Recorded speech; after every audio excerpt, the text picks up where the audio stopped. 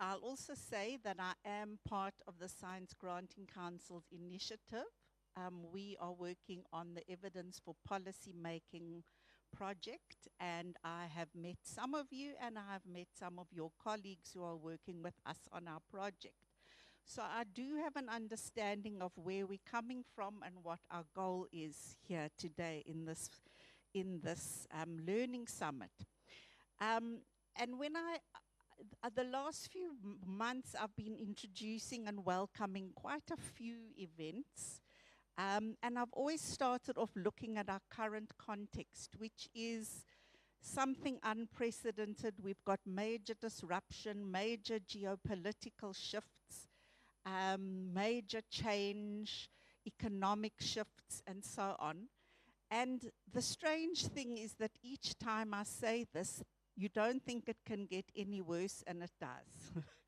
So right now, I think all of us don't really know which way to turn or what to think. But what I do think it is a space and opportunity for us in Africa to look inward and to work together. And I think that it is very fitting, and it's a good moment that the participants in the Gender and Inclusivity program are coming together for learning and co-creation at this specific time, because you have got a solid foundation of work that you have been building up since 2020. So this group is very well placed to contribute to new ways of thinking, to new narratives, to new conversations for the way we think about science, technology, and innovation for inclusive and sustainable development in Africa. And you might be aware of the Science, Technology, and Innovation Strategy for Africa, STISA. STISA 2024 has now expired, and we've just received STISA 2034, and that draws our attention to start from the premise that current global trends require the creation of a future that is both digitally and environmentally progressive. This encompasses the transition to sustainable practices, integrating advanced methods in agriculture and energy management, and other relevant areas like health and the environment. So right now, I've been in a few fora over the last few months where there's strong calls across the continent to rethink and redefine science, technology, and innovation by challenging the dominant perspectives and knowledge systems and incorporating diverse perspectives, knowledge, and practices from cultures in Africa. And we need to propose alternative ways to achieve our desired goals of inclusive development based on, and I quote, what Africa and Africans should be doing to improve the well-being in African countries. And we start from a premise that development should generate both economic prosperity and social wealth. And that means freedom, human freedoms from want, oppression, poverty, and other ills that engulf many people in Africa. Fundamentally, communities should drive development because they know what their members value and should be empowered to run their affairs in a manner that they prefer. So for success, we need to understand the opportunities and risks for transformative policy development that's grounded in African values and supporting African interests. And here we come to science granting councils and their vital role in and of themselves and through the Gender Equity and Inclusivity Project. You wield a powerful tool towards achieving these goals in relation here to gender inclusivity and bringing your intersectional lens. Because research funding is a significant determinant of what knowledge is produced, whose expertise is recognized, and what research priorities receive support in a country. So at a time when we are having major funding cuts, we need to step up and bring the kinds of thinking that has been happening in this project over the last 5 years to bear. Because as gatekeepers, you as SGCs shape the legitimacy of research approaches and methodologies. You influence how women participate in knowledge production, and you determine how women can ultimately benefit from research outcomes. So this team has done, as I said, I'm repeating again, 5 years of engaged research, and not only research, but reflection and practice and co-creation. So this team has a head start to contribute to and shape narratives and processes. Your work is developed from African insights on how to improve well-being, and it's grounded in African values and interests. So this work can be of value in shifting and disrupting perceptions, biases, and barriers that reinforce gender gaps. But not only that, the frameworks, because your frameworks are intersectional, this allows us to extend the insights of this project to other forms of exclusion and inequalities. And so your work can be extended across and beyond issues of gender to be of wider use across national research and innovation systems. So with these words and these thoughts, I wish us well in our deliberations and in our sharing of practice and experience over the next few days. And thank you for the opportunity to be able to be part of this learning forum. Thank you, GK. That is not what we agreed on. Can we clap for GK? As Suleiman comes up, let's try that again as Suleiman comes up.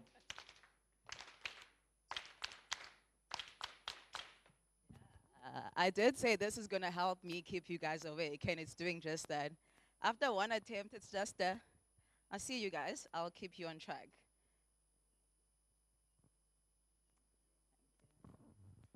Thank you so much, Philela.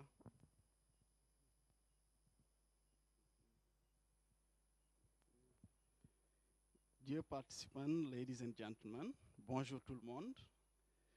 Good morning. My name is Suleiman Cham, and I'm Program Officer in the Education and Science Division of IDRC, International Development Research Center of Canada.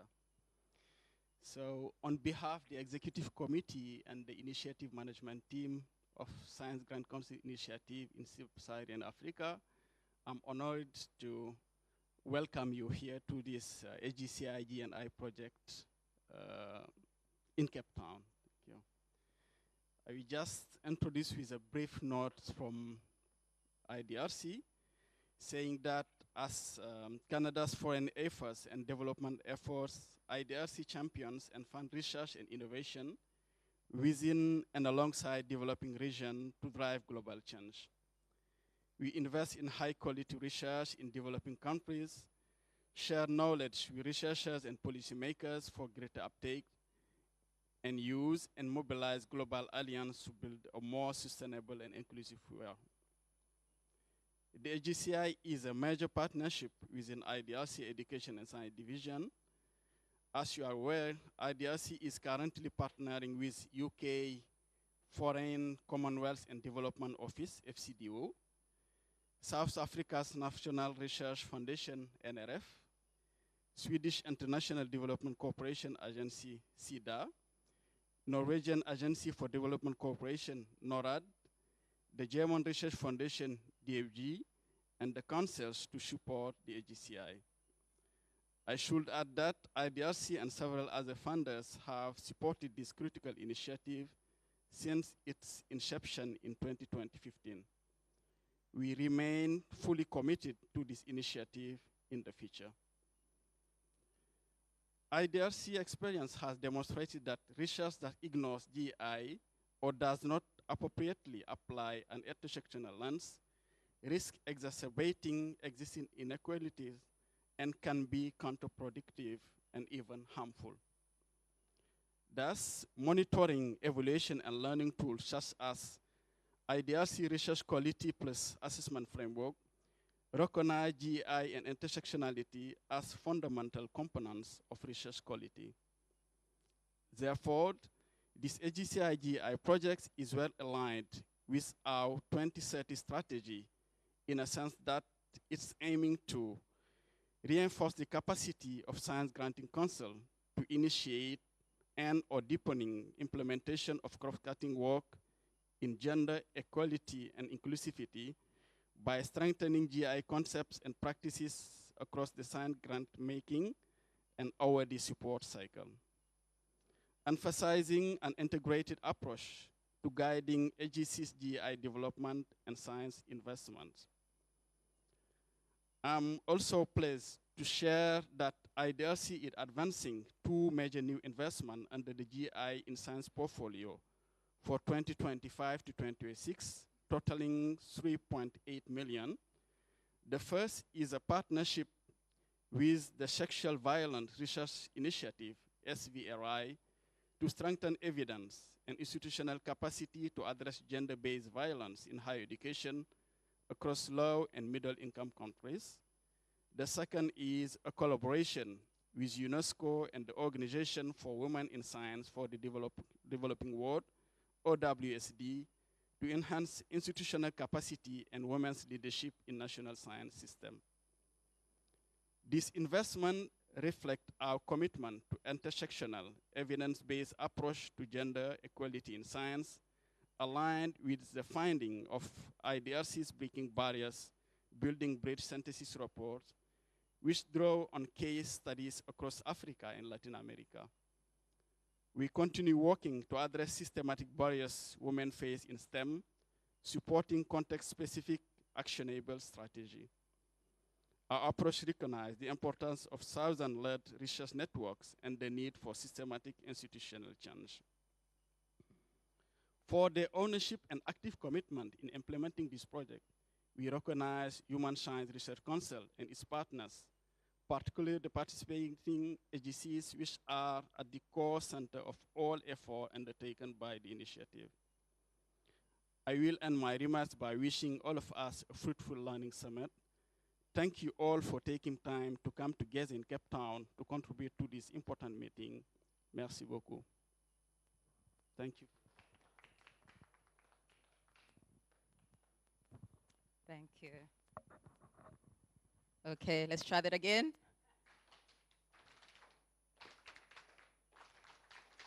I am so proud of you guys.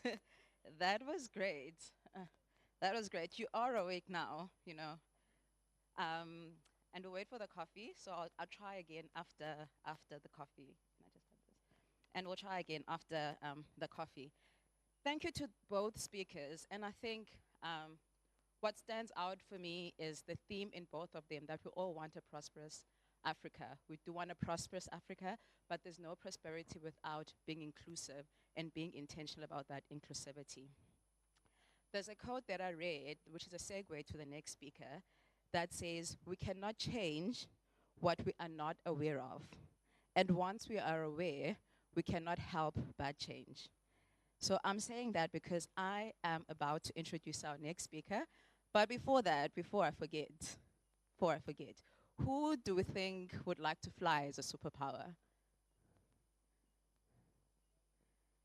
Who? Okay, don't confirm yet. How many people are saying Glenda would like to fly as a superpower?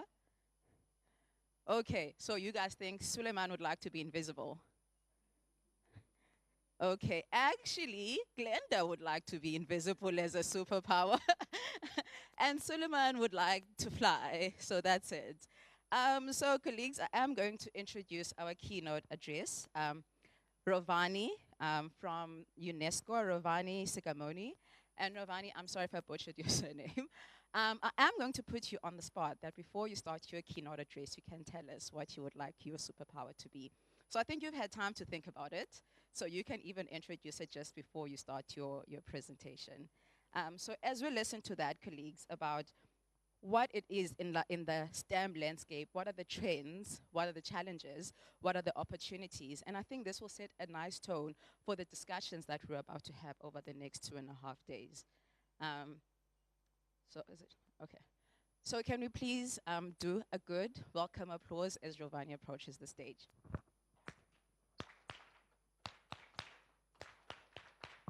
Thank you, colleagues.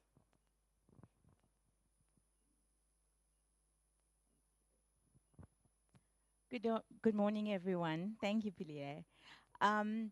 So just to start off, I wanted to know how many of you know about UNESCO. Okay, that's great. Almost all of you. So I'm based in, UNESCO is the United Nations Educational, Scientific, and Cultural Organization. And I'm based in the regional office of Southern Africa, in Harare, where we work on 9 countries in Southern Africa, but including the rest of Africa as well. And this morning, I'm going to take you through what we are doing at UNESCO and how we can also work together. A big thank you to HSRC for inviting me to be here. I'm really excited to share what UNESCO is doing and work with you closer from now into the future. So we find that in Africa, women make up more than 50% of the population, but only 28% of the STEM workforce, which is not just unjust, but unsustainable. Closing the gender gap isn't charity, it's smart investment. Studies show that gender diverse research teams produce more innovative solutions. Every dollar spent on educating a girl yields up to $5 billion in economic return. By funding women in STEM, we're not just leveling the playing field, we're powering Africa's growth. So why does equity, diversity, and matter in STEM? Well, when we look at innovation and excellence, diverse teams reduce bias and deliver better scientific solutions. It aligns with the SDGs, which is essential to achieving SDG 5 on gender equality, as well as SDG 9 on innovation. And I would say that SDG 4 on education is also huge in all this. We look into untapped potential, where women and girls are vast, underutilized talent pool in STEM. We look at the human rights imperative, where everyone has the right to benefit from science and education. And then we have the economic and social benefits, where $1 trillion potential GDP gain for 45 million fewer food insecure people with parity around the world. When we look at the global gender gap by the World Economic Forum, the good thing is 2024 compared to 2025, we have decreased the gap by 0.3%. But this has also means that we have closed the gap by a further 11 years. So just 0.3% is 11 years. And in 2024, it would have taken us 134 years to reach gender parity, but now it's 123 years. So this is really great because it says that we as the world and people together are putting more emphasis in including women and getting gender parity in the world. When we look at the Global Gender Gap Index and the rankings of the top 10 countries, it's really wonderful that we have one country from Africa in there, where Namibia is number 8 in the top 10 in achieving gender parity. And all these countries have above 80% of gender parity, so Namibia is one of them. When we look at the race of getting to gender parity, we find that in sub-Saharan Africa, it would take us 107 years to gain gender parity. But maybe we can do more. Maybe we come together and try to get gender parity before, for our children, before our grandchildren. So when we look at women in STEM, we find that in non-STEM degree fields, women enter at around 55% of the workforce. But in STEM fields, we only have less than 30% of women who enter. When we go up to, the C-suite, like the CEOs and the CFOs, we find that there's only 27.5% of women in these fields in the non-STEM.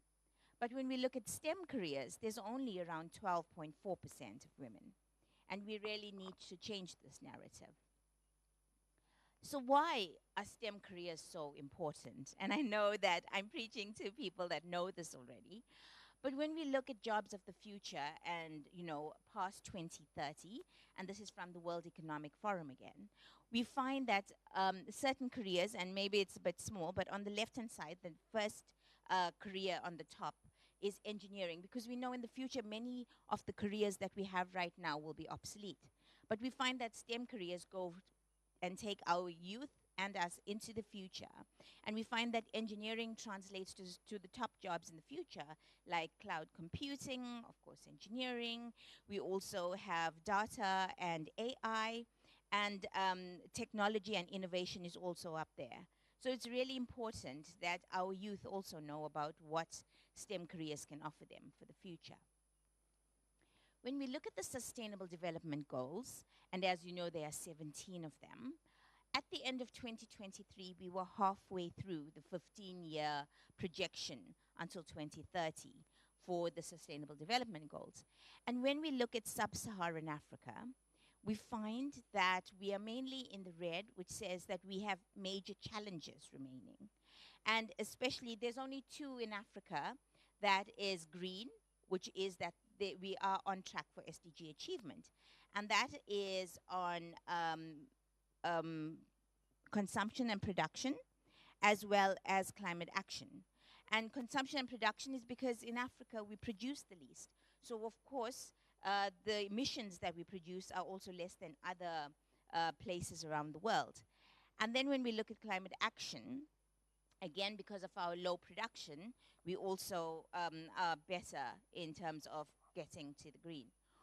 What we find though, and this is looking at the world, is that at the moment in 2025, we're only 5 years away from 2030, but we only have 17% of countries who are close to achieving the 169 targets of the 17 SDGs.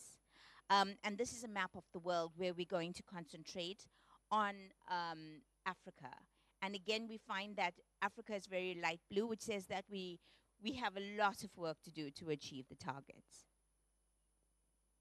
When we look at SDG 4 on quality education around the world, we find that, again, in Africa, it's predominantly red, sub-Saharan Africa, which means that we have major challenges. However, it's not all doom and gloom, because when we project this until 2030, we find that we're going into yellow, where we're moderately improving. So it also shows that countries are paying more attention to education in Africa.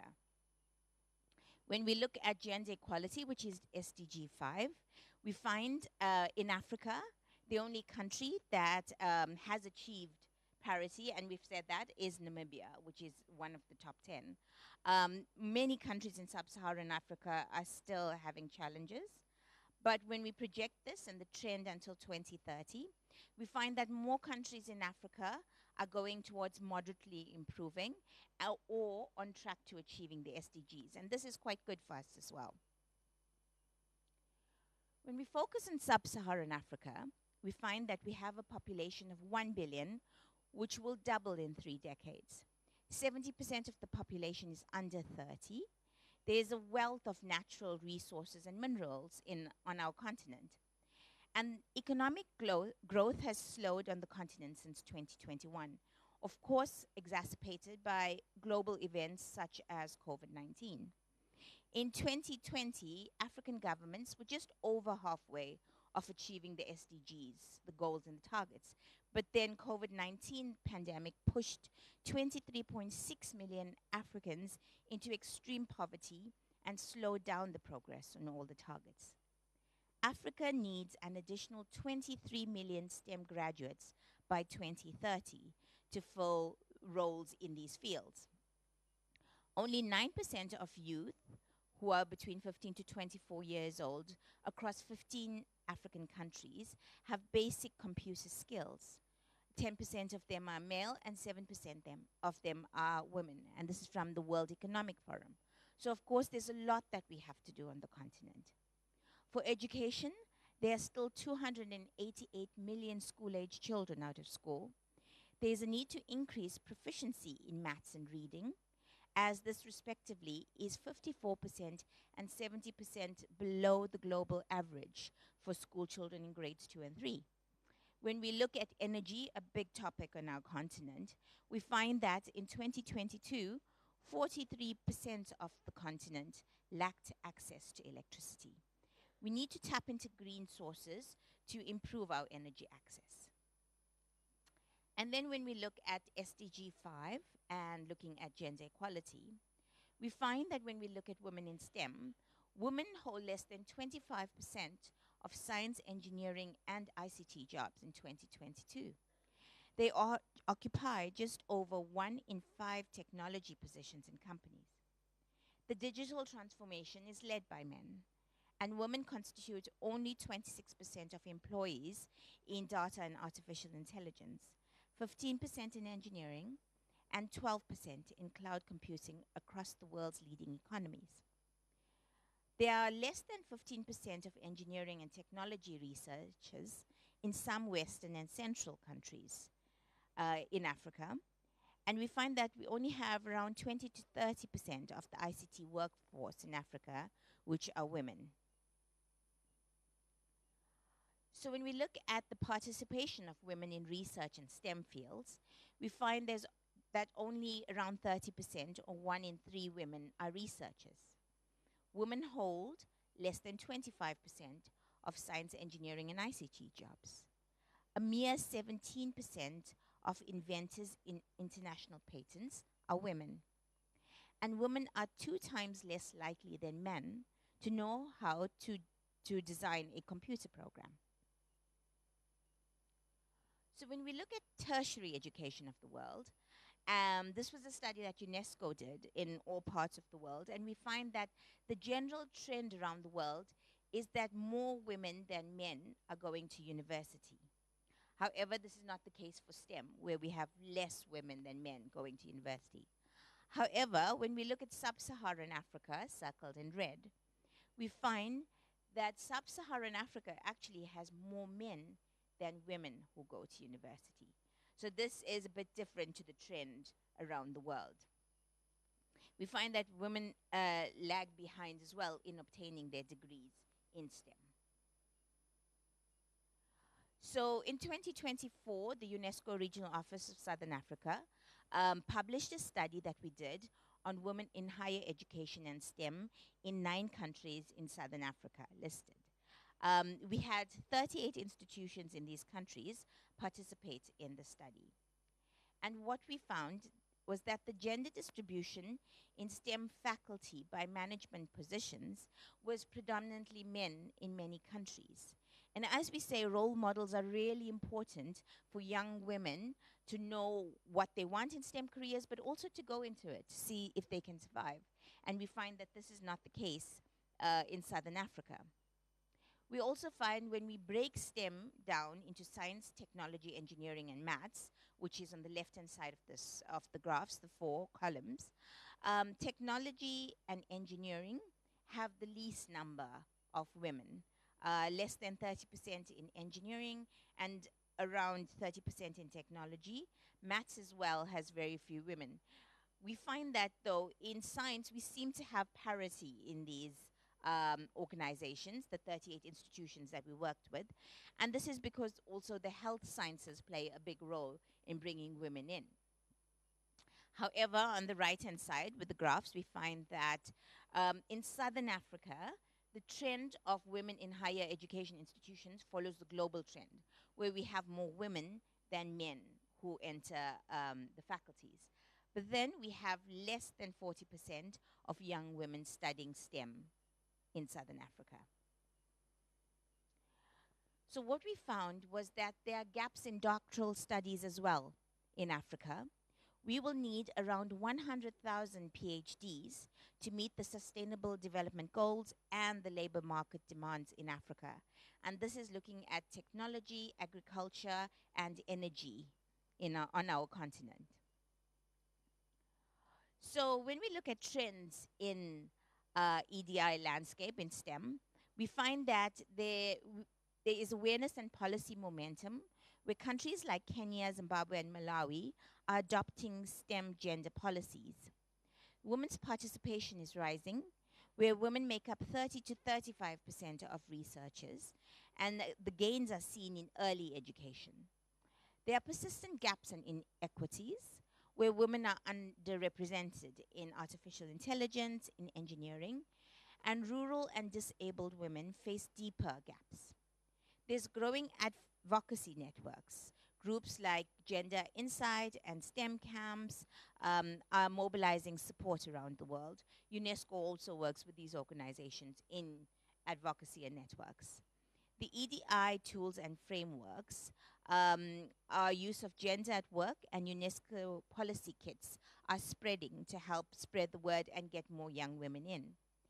And we have more regional cooperation and data, where the African Union and UNESCO efforts to improve gender data and cross-border collaboration are improving on the continent. So when we look at barriers to closing the gender gap, we find that there's a lack of institutional gender policies in many organizations around the world and in Africa, where gender is often not integrated into core research strategies. There's gender-blind grant processes where funding calls and review criteria may lack gender responsiveness. And the absence of gender impact assessments during project evaluations also play a role here. There's underrepresentation in leadership and review panels. There are few women who serve as reviewers, technical experts, or committee chairs. We have limited capacity and expertise, where staff may lack training in gender analysis and inclusive grant management.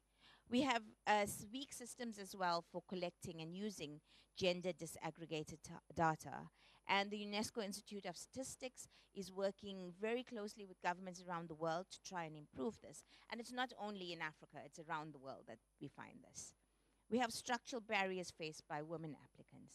Women face time, poverty, mobility constraints, and institutional bias. And STEM careers often lack flexible structures and support mechanisms for women.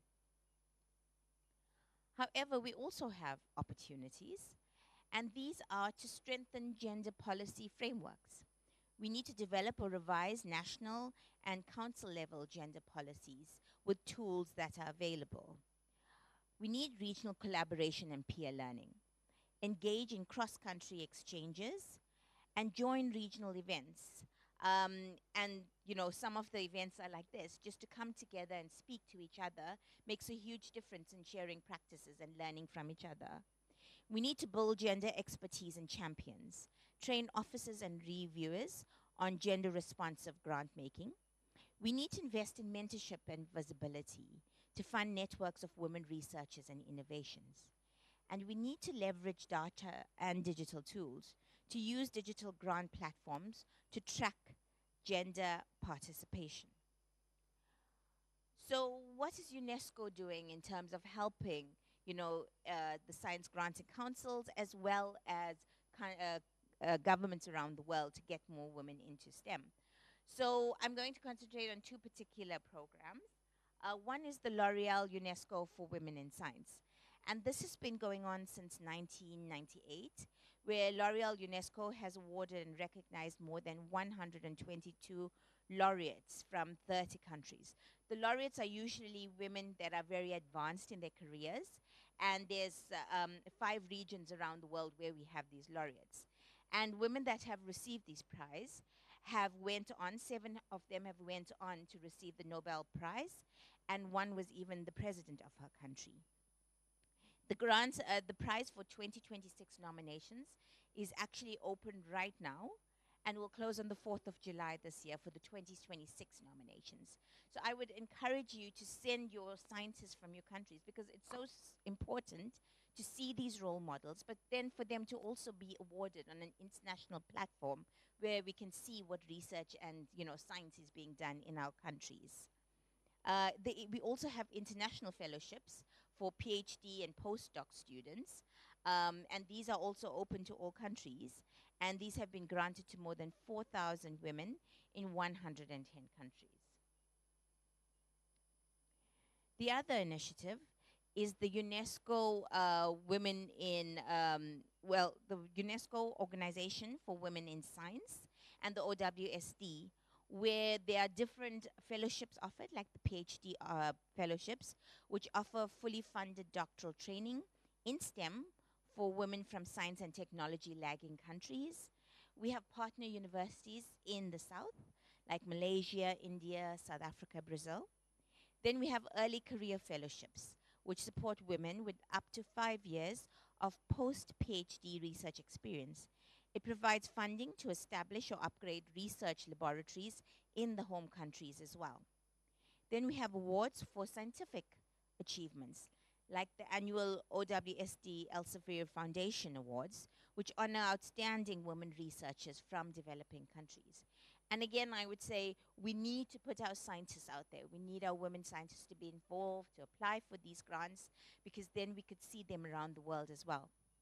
The impact is that over 500 PhD fellowships were awarded, and thousands of women scientists are supported across Africa, Asia, the Arab region, and Latin America. The alumni lead national research institutes, teach at universities, and influence policy. It supports EDI because it addresses intersectoral barriers faced by women scientists in the global south. It promotes retention and visibility of women in scientific careers, and it aligns with UNESCO's vision for inclusive, ethical, and gender transformative science systems. And once again, as Suleiman mentioned, there's also the project that UNESCO works on with the IDRC, which is Women in STEM, with our headquarters in Paris, where we have done research and we're looking at getting women around the world, the scientists and researchers, to talk to each other, but also to come and to work together to get more young people into STEM around the world. So finally, I think that what we need to do is thoroughly review STEM policies to ensure that they have a gender component. 68% of countries with STEM policies that were reviewed by UNESCO, only half of them supported women and girls. We need to empower young women with knowledge and information about STEM so that they can make informed decisions in their career paths. We need to develop tools for data collection in STEM, especially disaggregated data, because this is something that we're lacking, and without it, we cannot compare data and improve the situation. We need women mentors and programs to encourage young women to take up STEM. We need recruitment and promotion target systems for women in STEM in different countries. We need global or continental conferences, like the first African Union UNESCO Continental STEM Conference that was held in Addis Ababa last year. And it brought together policymakers, women scientists, innovators, and governments from the continent. We need exclusive research for women in STEM.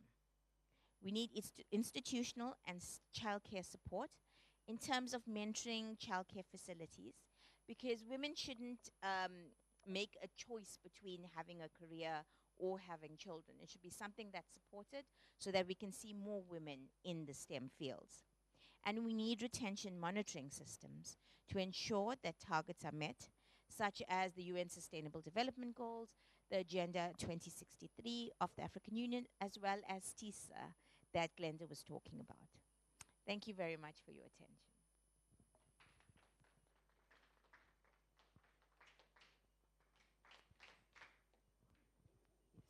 Yes. Let me just get the second mic. I'll get the second mic. Can we please have the second microphone?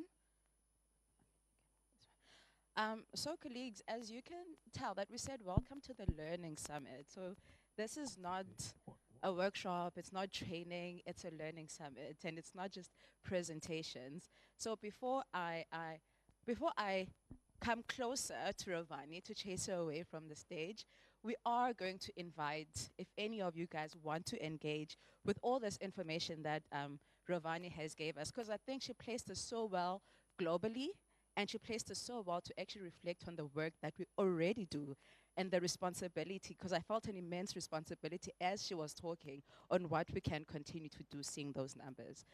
So you can raise your hand. Are you going to manage yourself? Okay, so you can raise your hand, and please do remember to press on the microphones that we have if you have any question or comments for Ravani.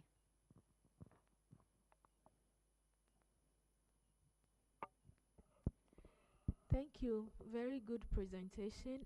My name is Mavis from Ghana Science Grant Initiative.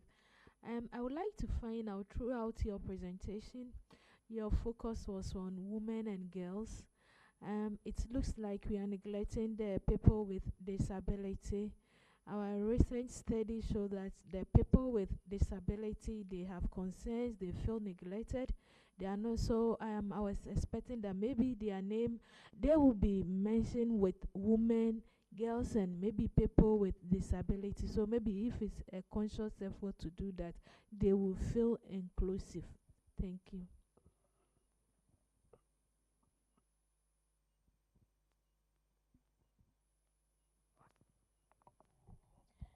Thank you.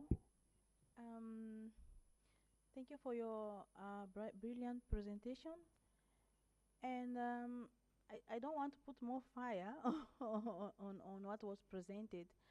But what I feel as women is that we are not looking for all the women in the ecosystem where they are working with. I feel that for those that are on research management, for example, they are not accounted when these kinds of studies are doing. So I think that we need also to shift the way that we look for the women, that they are not only at the university and higher education, but women are everywhere. So how can we design a framework or a strategy to bring the other women that are on in the system? Thank you. Yes, two, and then we take two more. Okay. Okay. So thank you very much for those questions. Maybe starting on the first question about women with disabilities and inclusion. It's really important. Actually, it's part of the constitution of the UN, of UNESCO. And so we have a program called the UN PRPD, which concentrates on women in disabilities, which we include, of course, in education in a big way, but in STEM as well. And I think the reason we say, you know, women, and we include all women with disabilities and all of them, is because the statistics are just so low, the numbers are so low. So when we try to increase it, to talk about them and to increase the, you know, women and men, people also say, well, aren't you leaving men out?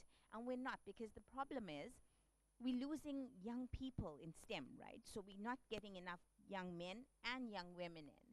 But when we look at the statistics, we do have more men than women. And so disability and inclusion with all women is included in. And I think this is the part about inclusion. You know, we want all women to be part of it. But it's true that we're making a concerted effort in terms of women with disabilities, where we're looking at infrastructure and we're looking at, you know, including people and even at schools. But the problem is, I think, for a long time we haven't included young, and it starts at school level, right, where young children are not included. So what UNESCO is doing, we're working with infrastructure, we're working with UNICEF at the school level to bring in disability, so that from that age children are exposed to STEM education. So something that we did as well recently in Eswatini was that we worked on hands-on STEM education and robotics for young children. But we included children from schools that were, you know, for the deaf or those that couldn't speak. And we included them in these STEM camps. And these children were actually working wonderfully together, learning from each other. And so I think we need to start at a young level, but also then include all women, because not only concentrating at higher education. And this is what we're doing right now. And so I think talking about women, and it's true, that women, I found women in STEM are not only in higher education. And this is why I say that we need more disaggregated data, because we just don't have the data of women in informal settlements who are working. We're now trying to get women in entrepreneurship, right, who are starting with their startups. And they are also part of STEM and entrepreneurship. So we are trying to be more inclusive in getting data, but because we don't have these statistics, it's harder to talk about. But I would say that we have programs for women in informal settlements. We want, online courses. We want people to also be able to look at STEM and be able to take it on. It's not so easy. It's not like learning about education, which everyone understands, and you can do. STEM is specific, but we also want to make it for civil society where people would understand what STEM is. And this is the difference between, I think, why we need to make more courses available, people in informal settlements, and away from the formal learning pathway, we also need to include people. So that is true. I think we did have more hands at the. Should we take 3? Because we're doing quite well on time. So I think we can actually use the time for the conversation and the engagement. So I'll take 1, 2, 3 for now. Yes. Okay. Thank you for the brilliant presentation. We've seen the statistics showing low participation of women and girls in STEM, starting from, I would say, varsities, because it's indicated that a lot of women may be going into varsity, but they are not going into STEM. And then we also appreciate what UNESCO is doing in terms of those PhDs and fellowships. I think my voice is a bit, I don't know. Okay, let me just try and speak louder. Did you get the first part though, or should I start? If you could, summarize it. Okay. I was saying we've seen the low participation of women and girls in STEM, and including those going into varsities because they are going there for various courses but not STEM, or very low in STEM. And then we also appreciate what UNESCO is doing in terms of those PhDs and maybe early career opportunities. But I would just like to know what the UNESCO and UN in general is doing to push as countries, because I think we need a push now. We do have policies that are encouraging participation of women in science. For example, in Botswana, we have a policy where they say there should be 30% of women in parliament, and I think we've never reached it. But we'll learn from our neighbors in Namibia because they're doing well. So what is UN doing to try and push us to implement policies that would really encourage women participation throughout the STEM and into the C-suite, as it was mentioned? Thank you. Yes, thank you very much. My name is Oswald from one of the countries that has achieved gender parity, Namibia. Yeah, mine is just a word of maybe, I don't want to say caution, but just from our context as Namibians. I think from independence, we're very deliberate in trying to push women into not only STEM, but also leadership positions. But one thing that we have realized now at the moment is that while we're pushing that, we're then neglecting the boy child. At the current moment, our president is female, the vice president is also female, the speaker of the National Assembly is also female.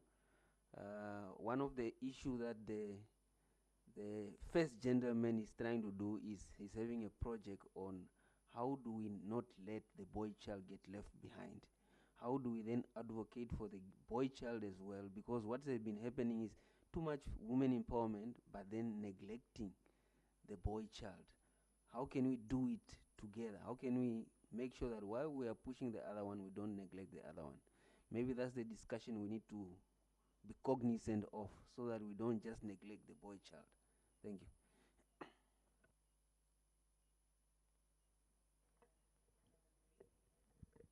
Okay, thank you. I just want to emphasize on the inclusion, because I'm wondering why having a fund for STEM when globally women still not really having access to fund, when it's like there are some women who are into literature, others domain, but they're still struggling to have funds for their education or for the research. So I wonder why UNESCO don't just have a fund for women so that everybody can find that opportunity and apply for it instead of having something specific for the STEM. Do you really think women, how many women really want to go into STEM? There are some areas where women are more interested, but there is no support for them. Yeah, so that was my question, because I think we are creating more discrimination, trying to be specifying funding, and yeah, thank you. Okay. Thank you very much for those questions. Maybe I'll start with the last one. So the reason that we put a lot of emphasis on funding for STEM is that science, the governments fund, in each country, they fund different faculties and different universities, and of course then the careers for young people. And education, we're not even meeting 1% of GDP for education on the continent. So most countries are not putting enough funds into education. And it's true that there's not enough funding, but also that if we look at jobs and careers of the future, if we have everyone just say going into health sciences or just nursing, then there's going to be an imbalance. How does the GDP increase in the country? How do countries improve? We know that STEM actually helps the GDP increase, innovation in the country, solving problems that we are facing. So there's particular emphasis on funding for that in terms of helping countries and helping governments as well in terms of GDP. So I don't think it's discrimination really, but I think it's that in certain fields you want to encourage young people because young people don't know the information. When you look at engineering, we have 15–20% of young women in the workforce of engineering, but it's because they see it as a male-dominated field and they don't have enough information on it. But if you were to provide that information from the time they were young and they see it as something that both men and women can do and it's not a male-dominated field, then it would change the statistics and you would get more women. And so then also the GDP of the country would change, would increase, because, infrastructure, roads, buildings, everything depends on these fields. So this is why I think that certain funding is for STEM, but then there are also funding for culture. There is funding for education. Education is the largest, as UNESCO, as the Education, Scientific and Cultural Organization, education is our largest fund at UNESCO. So a fund, though, specifically like UNICEF. UNICEF concentrates on funding children in schools, and so they have funds for schools and for children, and so they are, but UNESCO is not a funding institute. We are intergovernmental, and we work with governments to improve the situation. So we concentrate on policy, on high-level policy to change, but we're also now going into hands-on learning, STEM education for young people at school, because you have to work top-down with governments, but you also have to work bottom-up to ensure that schools are also in the program, that you have young people interested in STEM. And so this is why. With the question from Namibia, so it is true that we don't want to leave anyone right behind. So Education 2030 says no child is left behind. Every single one, boy and girl, must be included. So UNESCO, I talk a lot about women in STEM because that's where we have the inequality in terms of numbers. But UNESCO does a lot of projects. In Lesotho, we just started boys in schools. Namibia, we're also working with Namibia on getting more boys in. And when we talk about, it depends on the regions, when we talk about gender inequality, when we're looking at Latin America and the Caribbean, we talk about boys because there's fewer boys there in schools, fewer boys that go to work, and so women are running the households, they are going to get their degrees. And so looking around the world, it is different, but we're trying to attain gender parity around the world, and this is why we're emphasizing women in STEM, because in that particular field, we don't have. But in education, we look at both boys and girls going in.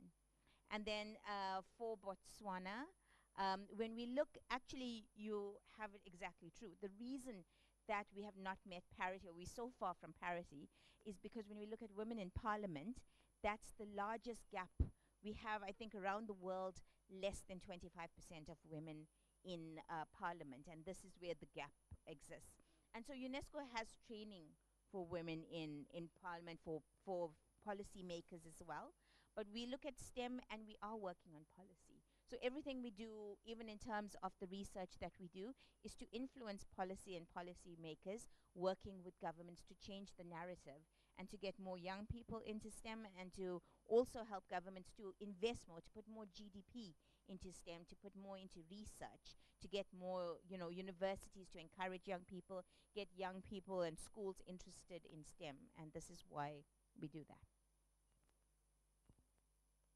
We do have time for one more question. I don't know if you have more energy, Rovani.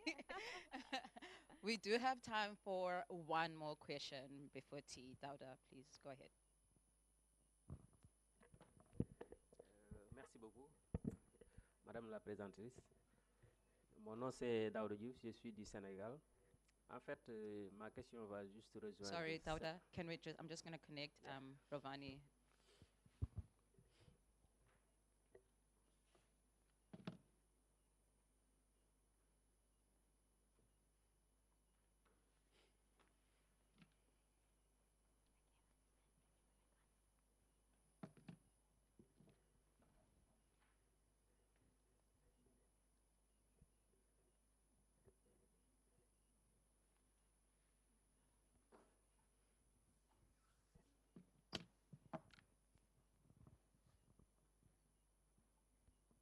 I used to think after 2020 I wouldn't struggle with technology, but it doesn't look like that's the case. Yes, please go ahead, Dauda. Je disais que je m'appelle Daouda Diouf, je suis du Sénégal.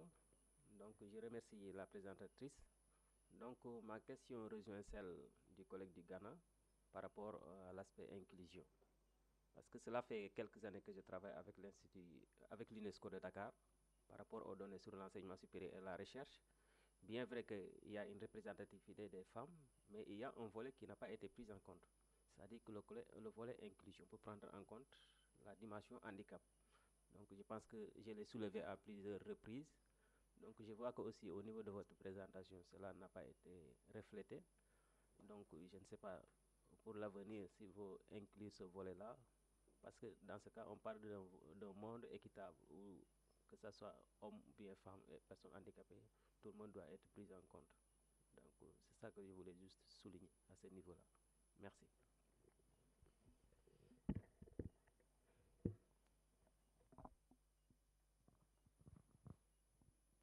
Bonjour, Dauda. Merci beaucoup pour la question.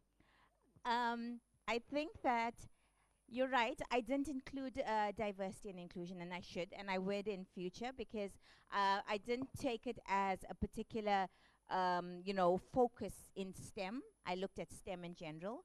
But for future, you're right, I will include specific focus, because as you say, our office in Dakar does do a lot of work with UNPRPD as well, on inclusivity, and so do we. And I think the whole of the UN and UNESCO particularly, it's one of our biggest mandates, and it's in part of our education programs, part of the science programs. But I think in concentrating on STEM, we look at the bigger picture and we didn't include it in. So next time I will. Thank you. Okay, can we do our famous clap for Rovani?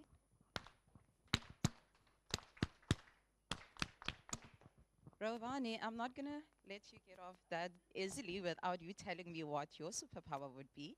If you would wish for any superpower, what would that be? Oh, I think I'd like to transport myself to different places. Very, very interesting. There's so much happening in the world, and sometimes you feel like you have to be in one place and miss out on another. So it would be great to be in many places at once. And not pay for the flights, right? Great.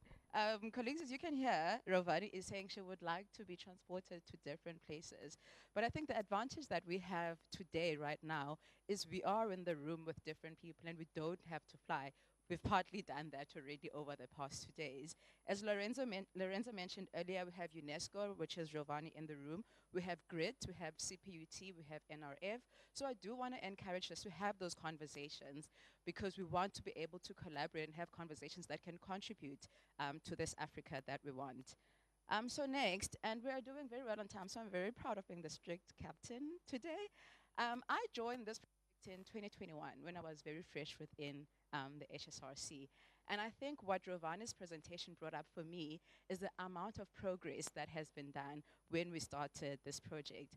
And you know, with some of the things we saw, hey Namibia, shout out, you were in the list. And you know, like some of the work or some of the progress that Rovani highlighted is because of some of the efforts of the very people in this room today. So I do want us to have just one famous applause for that.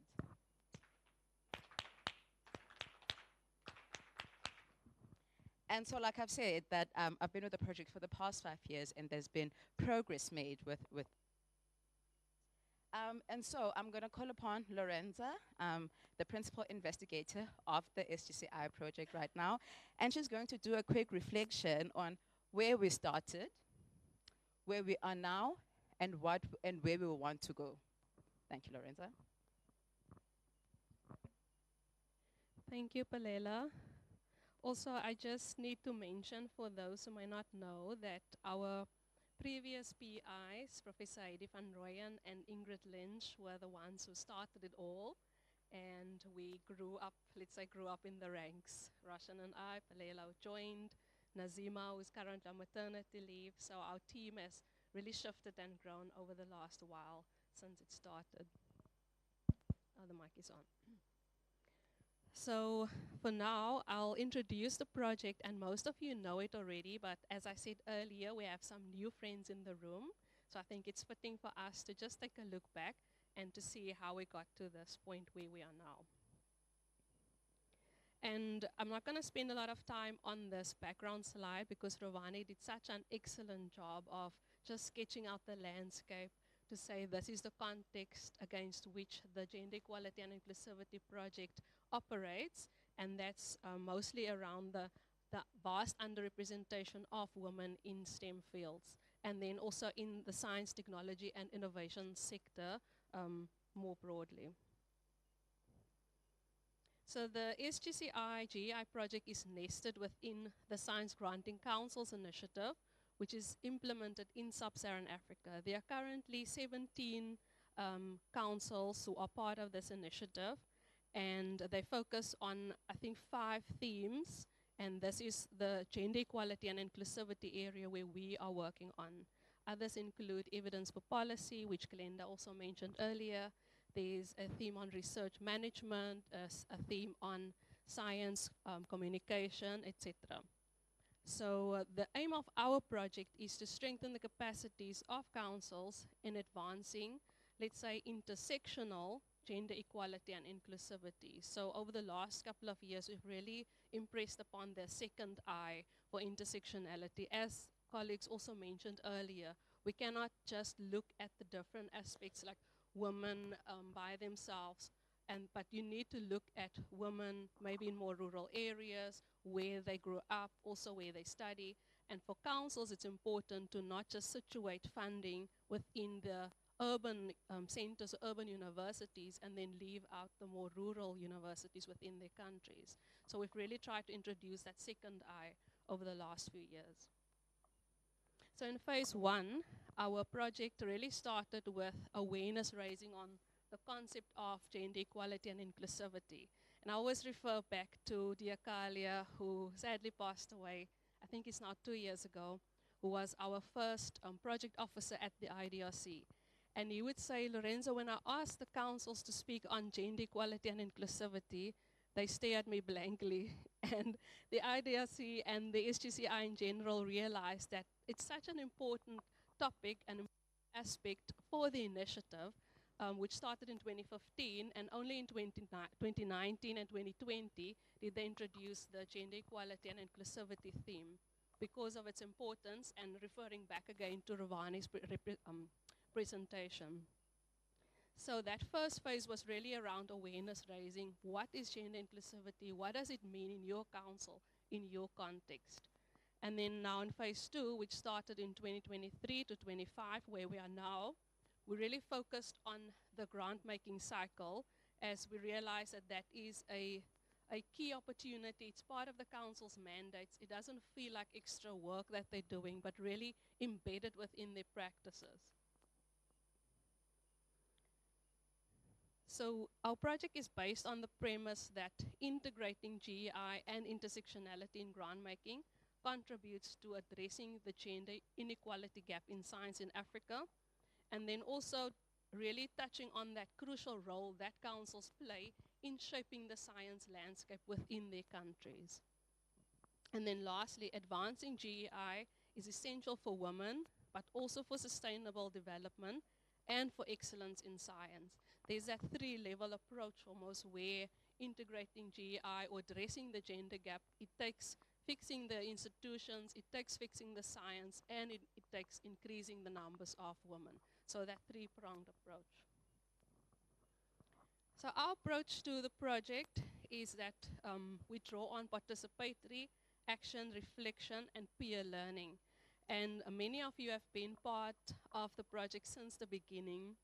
And yeah, so you know that in the workshop spaces we have, it's really about come and share what works for you, what works in your council, how can you guys get together and actually problem solve with each other. And we facilitate that peer learning process. We also use the gender continuum as a framework.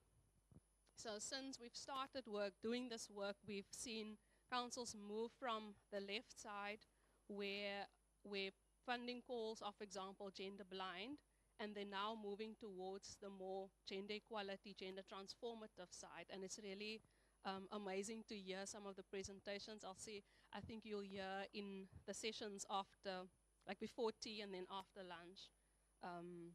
Well, before lunch and after lunch, you'll hear some of the council's presentations, what they've been working on to address some of those issues that Ravani has highlighted for us. So in that first phase, we followed a gender action learning process. We partnered with Gender at Work, and the approach really is a workshop approach where they focus on not just the head stuff, what is it that councils need to do, but also the hard stuff. What does gender inequality mean for you? How do you bring yourself to the work? And how do you bring yourself to the work within your context and start generating change within councils? And our second track there was a targeted technical assistance process, which we continued through this phase. And that was for councils who were not part of the gender action learning process. And some of them couldn't follow along on the gender action learning process because of limited resources, like actual staff within councils, where some councils exist with about 10 people, and keeping up with all the processes of the SGCI is, can become taxing on a council. We did some knowledge production activities and then knowledge synthesis and sharing activities, which Jive Media has always helped us in those areas. So some of the areas or focus areas that the councils introduced actions, and these were unfunded actions, like experiments almost within their councils.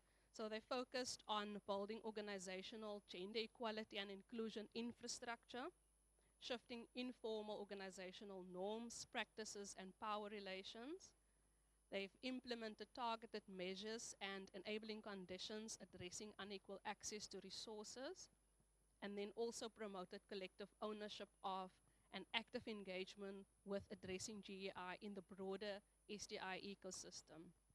So on that point, I need to just highlight, especially the council or the government in Botswana, where they've really partnered with the university and also with others within their ecosystem right from the start.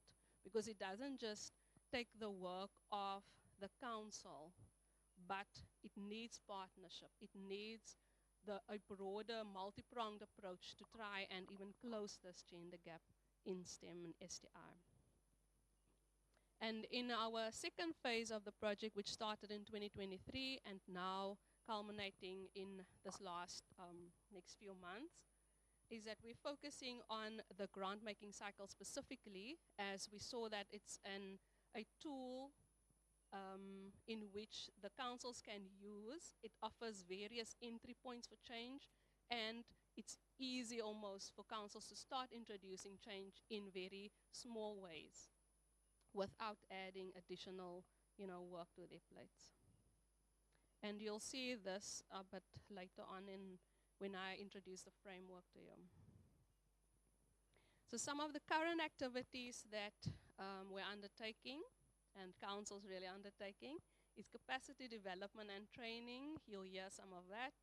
Some monitoring and evaluation activities, policy development and integration activities. You'll hear some of the reflections here from Nsama and Diersha as well. Even in the first round, Malawi developed a policy for their council. And then data collection and analysis activities, and then the HSRC-led qualitative study that we're conducting to promote gender equality in STI in Africa. So a lot of things going on, but it's exciting work, and we can see that we are, targeted and trying to address those numbers that Ravani has highlighted for us. So just briefly, some of the key lessons we've learned so far is to really meet the councils where they're at. And I think right from the start, we were advised to take that gender for development approach.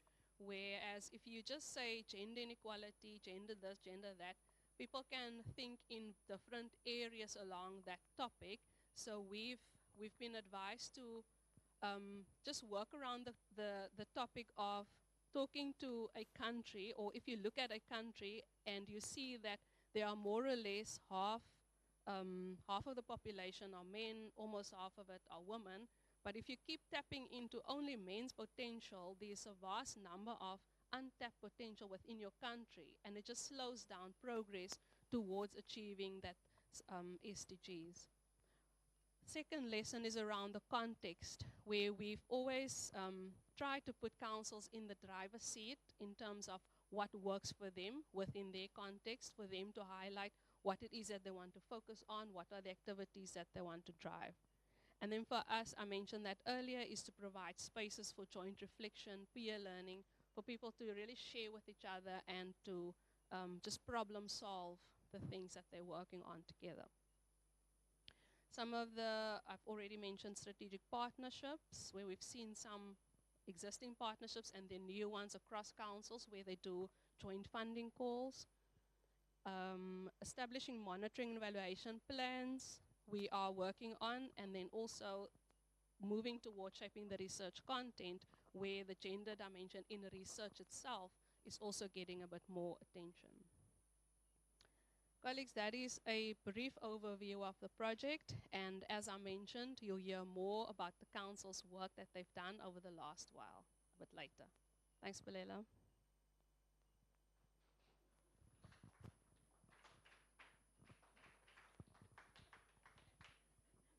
You know what?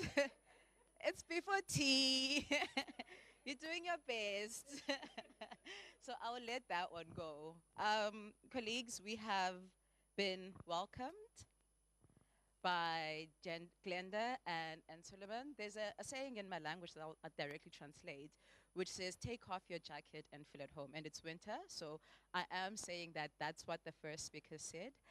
We have also been given some food for thought by Rovani in how we place ourselves globally, and what Lorenzo has done now is to bring us into the room on why we are here today. So I think we've had quite a lot this afternoon, so this morning. See, I'm in a rush. I'm in a rush. Folk Up is waiting. So we are going to break for tea right now, colleagues. We have a good 30 minutes to break for tea. And when we come back, as Lorenzo has presented on an overview of the project, when we come back, we get to the meat of why we are here today. We're going to hear a couple of conversations and discussions after tea leading us up to lunch, as you can see on your program. So between now and 11:30, you are free to take some tea, go to the bathroom. Please do collaborate. We intentionally also put the cancels on your tag. So see where someone is from, have the conversations with them, because overall, as Lorenzo has mentioned, this has been a very collaborative process within the councils, and now we have new partners as well. So we do want to continue to keep that going. And we are preaching to the choir, because the people that are in this room are people that are already working on gender equality and inclusivity. As you can hear the conversations that happened with Rovani, it's people whose work you live and breathe every day. So let me not keep you from lunch, colleagues. There are couches all around the room. Cape Town is being very nice to us today. I think they know we want to take pictures around Bokap. Cape Town is being very nice. Otherwise, it's been like very rainy and gloomy. So around the room, look at the view, have your tea, and talk to the people around. I will see you strictly at 11:30 on your seats. At 11:30, we're not moving from the couches. At 11:30, we are on our seats. Thank you, colleague. Let's do one last one.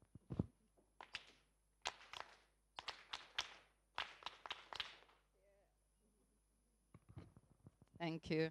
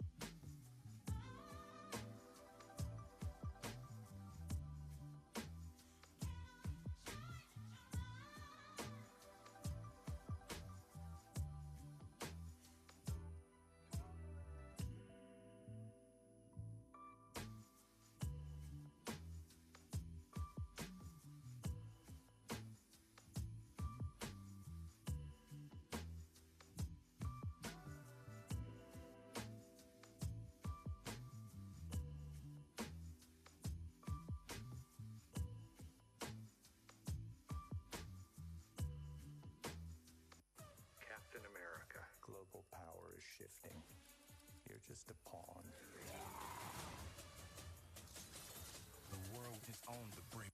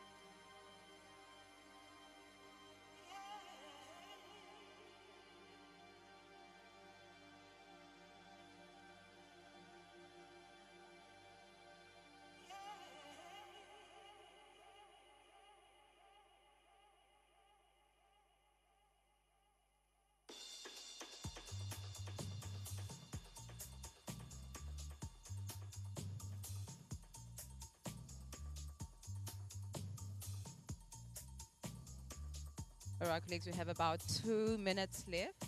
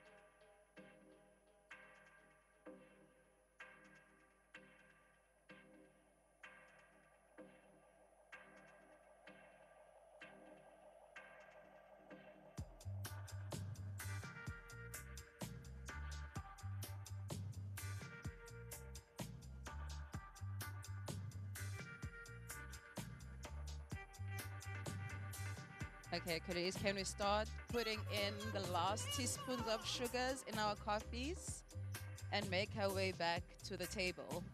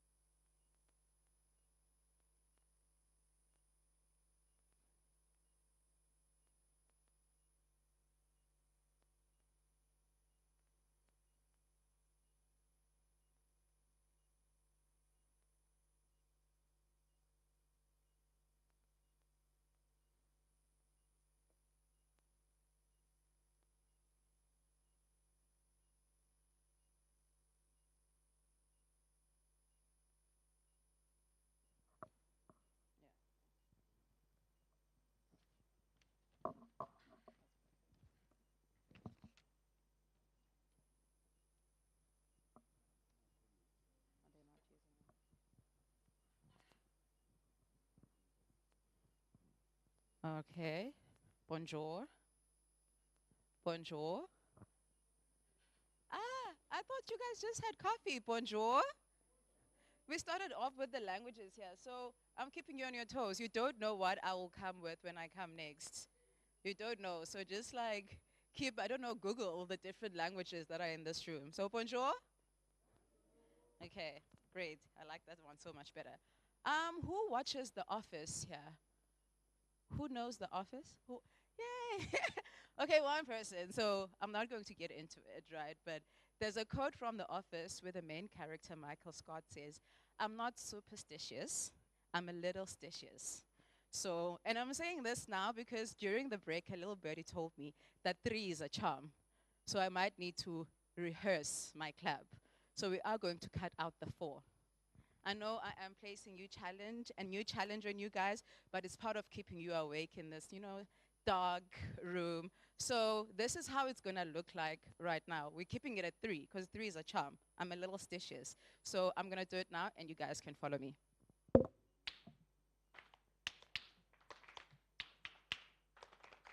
Yes. So we're keeping it at 3 right now. Isn't that so much better? Don't good things come in 3? Yes, absolutely. So we've had quite a morning, colleagues. I hope everyone has enjoyed their tea and coffee and all the nice snacks that we had today, and took advantage of the view. I did see some people taking pictures here and like being on the couch, so I'm very happy you're making the most of that.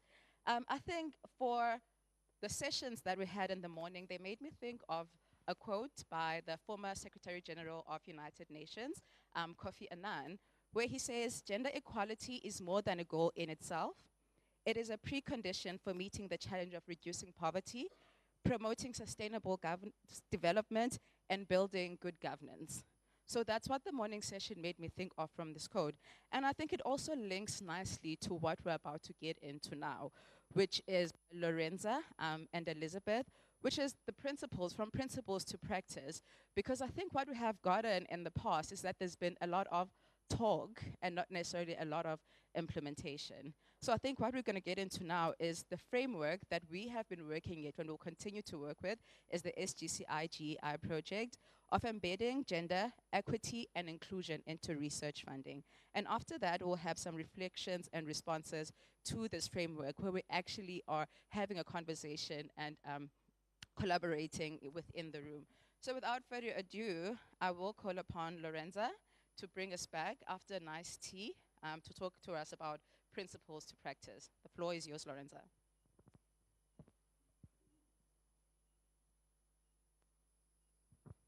Thank you, Palela. So colleagues, this is my last presentation.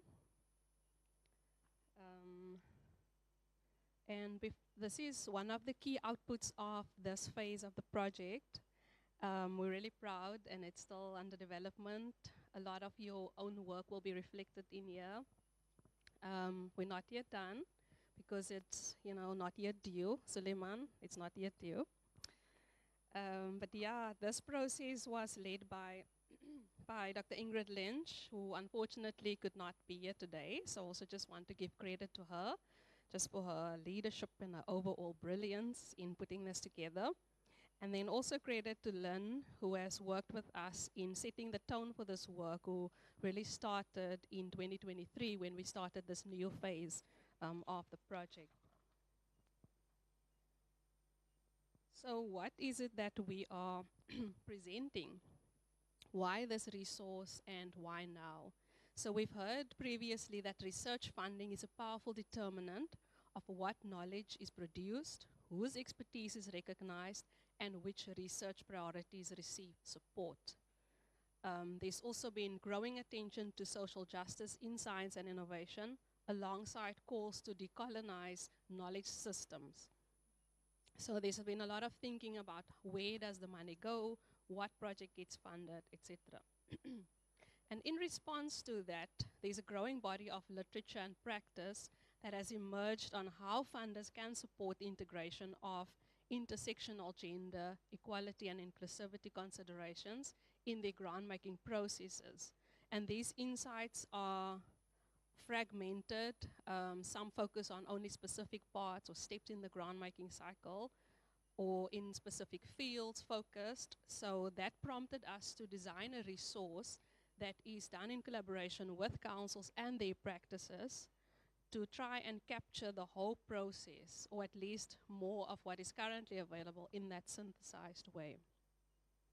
So the purpose of this framework that we are developing is to offer a comprehensive framework for SGCs and other public funders who are seeking to embed intersectional GEI principles throughout the grant-making practice, really starting from the council strategies all the way through impact tracking.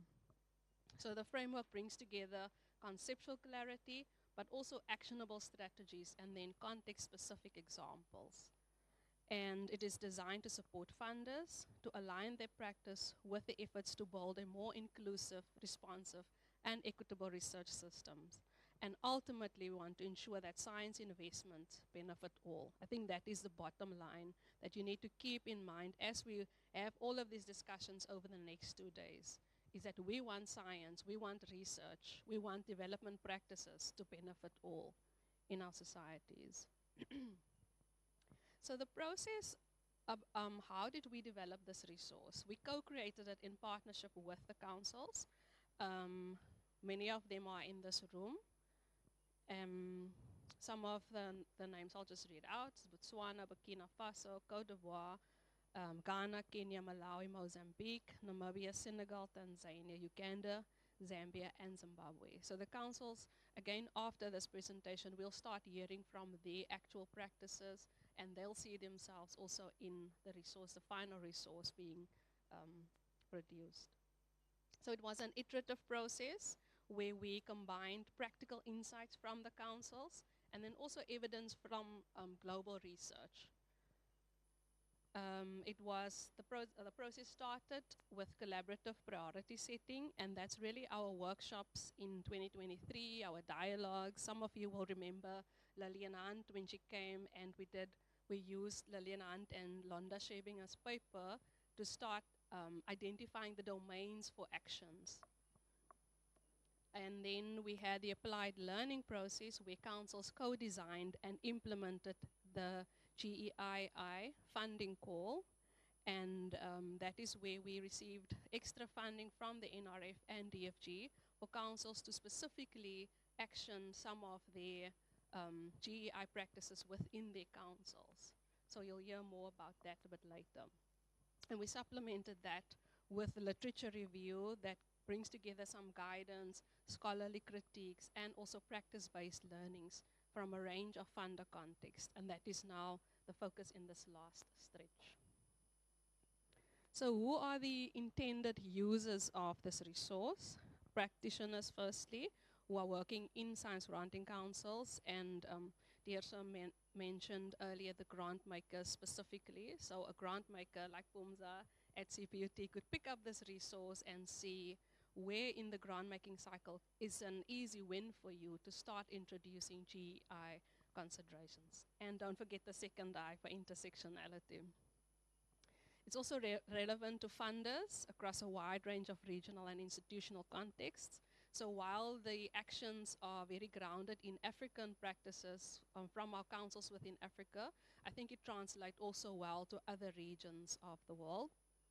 And it's also relevant to other actors in the research and innovation ecosystem, including multilateral agencies and development partners. So the framework is designed to be accessible regardless of a funder's prior experience with intersectional gender and equity integration. So when you hear the name, it could become a bit challenging if you don't know what gender equality and inclusivity is, but the framework is actually a nice resource that will take you step by step into to introduce certain actions within the grant-making process. And it supports the users at different stages. Yeah, I mentioned that. It takes you on a step basis. So how to use this framework? There are 12 domains that reflect the core components of transformative grant making. Each domain provides an overview of its purpose, so people can understand why is it important to start introducing GEI and intersectionality considerations within particular steps. What are some key actionable practices that they can undertake? It shows some examples to support the user in aligning their work. And then also to support practical implementation, each domain also includes links to open source tools, templates, and other resources that can be adapted to different institutional contexts. I think that's also just wonderfully laid out where people can know what are the resources, what's the purpose of it, and how it can be used. So at the heart of the framework are 4 domains, and this serves as essential institutional enablers for integrating GEI and intersectionality considerations. So in the center, you'll see the institutional enablers are institutional strategy setting, research funding priority setting, organizational capacity. It's around getting your organization right to start introducing these changes. And then 12 is also one of those where the organization does impact tracking.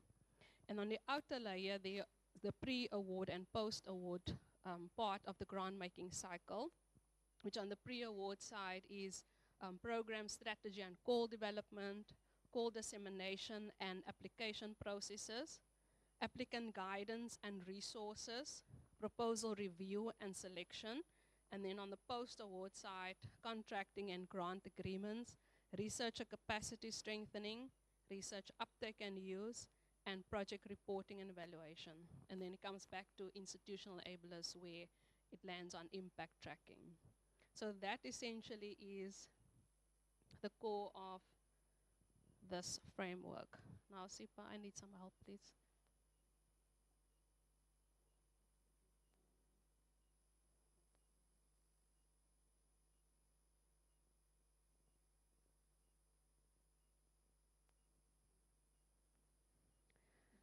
So thanks to Jive for a beautiful layout.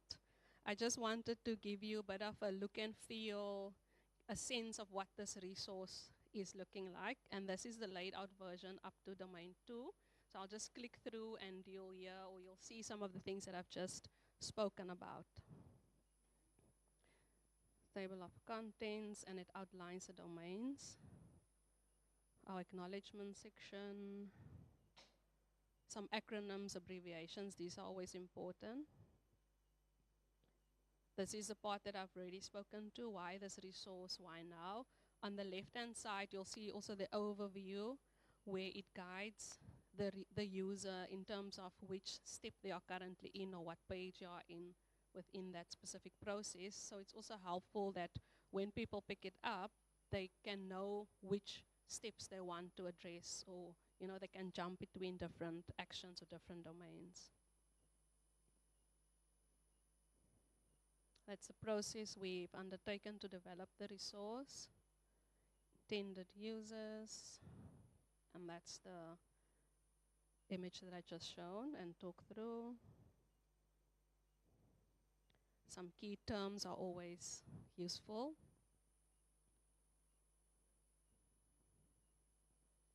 And then on the bottom, you'll see some of these quotes you'll see at different pages also, where the council's work are presented. And within the different actions, there are also very specific actions why they, or what they've done. So why this matters is in each domain where it gives a description of why is it important to introduce changes within that specific step of the grant-making cycle, or that step of getting your organization ready to introduce GEI. Key actions that's set up in describing the action, what the action is, and then an on-the-ground example. And for almost all of these actions, we have found an on-the-ground example from the council's work that they've been doing over the last 5 years, which is very actually incredible. There's a famous picture, Dauda, making you famous. Yeah. You'll see now that little piece on the left is activated, where you can see in which domain you're currently at, and then to guide the reader through. The resource section is set out like this, where it sets out what the resource is, what is it used for, and then also the link to find that resource online. we tried our best to make everything or get open access links and also stable links as far as possible.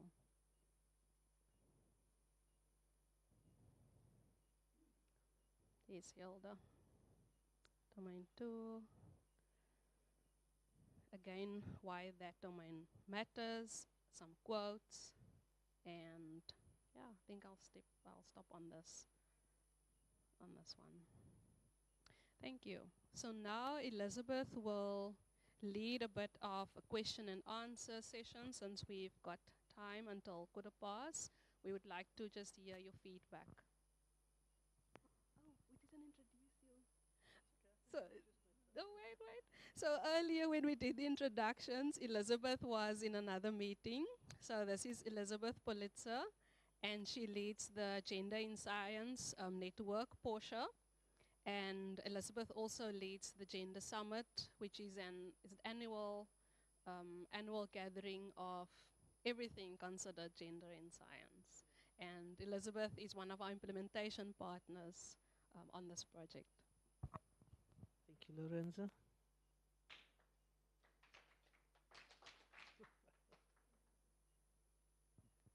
Okay.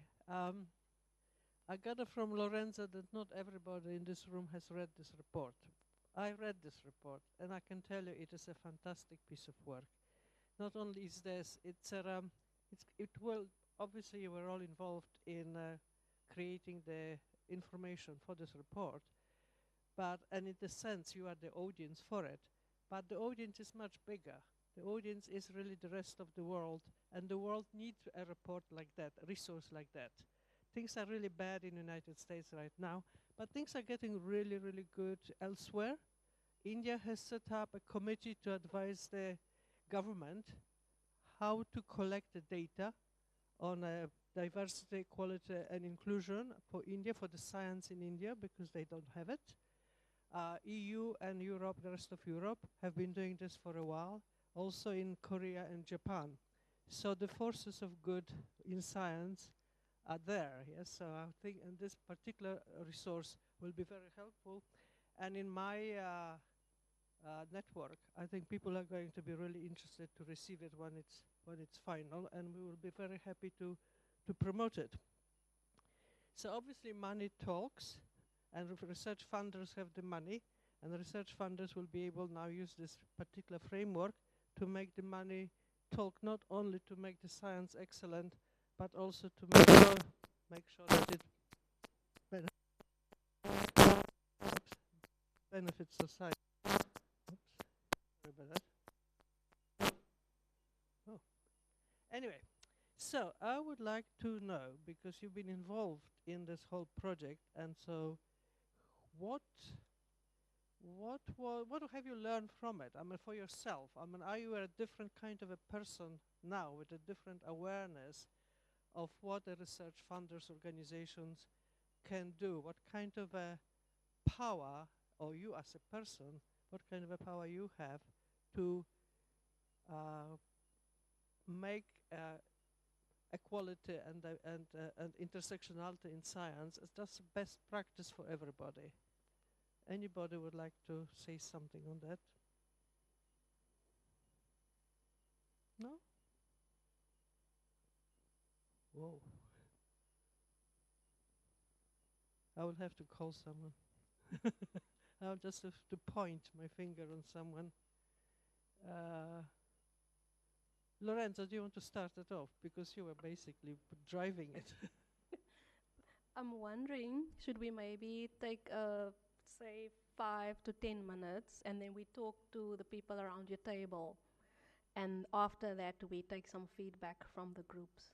So I realize that this is new for many of you. It's the first time you're seeing it, the first time you're seeing the laid out version of it. Some of you have received little quotes to say, can we use this, can we proceed, you've confirmed, but it's the first time that you're seeing the framework. So let's take some time around your table, and then after 10 minutes we get some feedback. Okay, so yes, I understand that you haven't seen the report and the framework, but you've been involved in the project, okay? So from your experience of the project, would you recommend that projects like this should continue, because obviously there's quite a lot of learning still to be done. And so what should happen next? And so from your experience of the project, not the framework. Anybody wants to volunteer? No answer is bad answer, okay? So, so you can say whatever comes to your mind. Oh, there's someone there. Okay, thank you, Elizabeth. I think as a facilitator, it's been a very great learning process because we have been facilitating Senegal, Burkina Faso, and Côte d'Ivoire Council, and seeing where they where they are now. It's something incredible because they can now have clarity between gender equality, inclusion, diversity, and of course intersectionality approach, which was something that from the beginning they were not really aware of that. So this has been very useful for them, and hopefully they will keep improve with this program. Yeah, thank you. Thank you. So that's really very important point, because understanding and making sure that we define intersectionality, equality, diversity in a way that it's clear what we're talking about, especially as we're talking about science, is exactly the very important thing.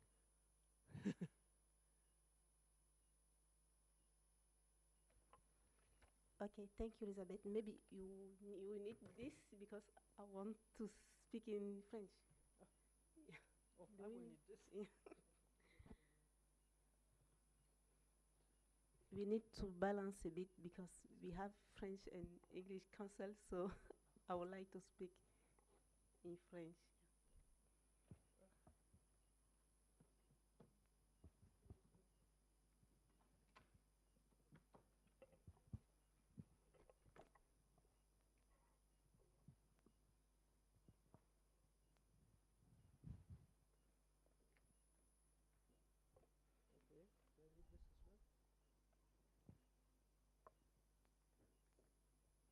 Can you connect? Connect this. Oh. Yeah.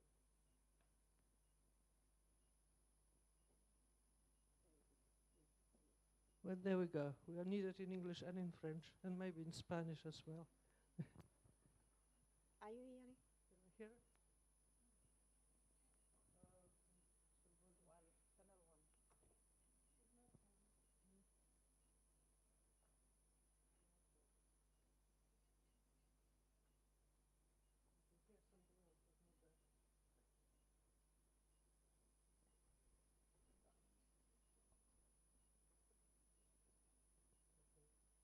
In Portuguese and talking in Spanish.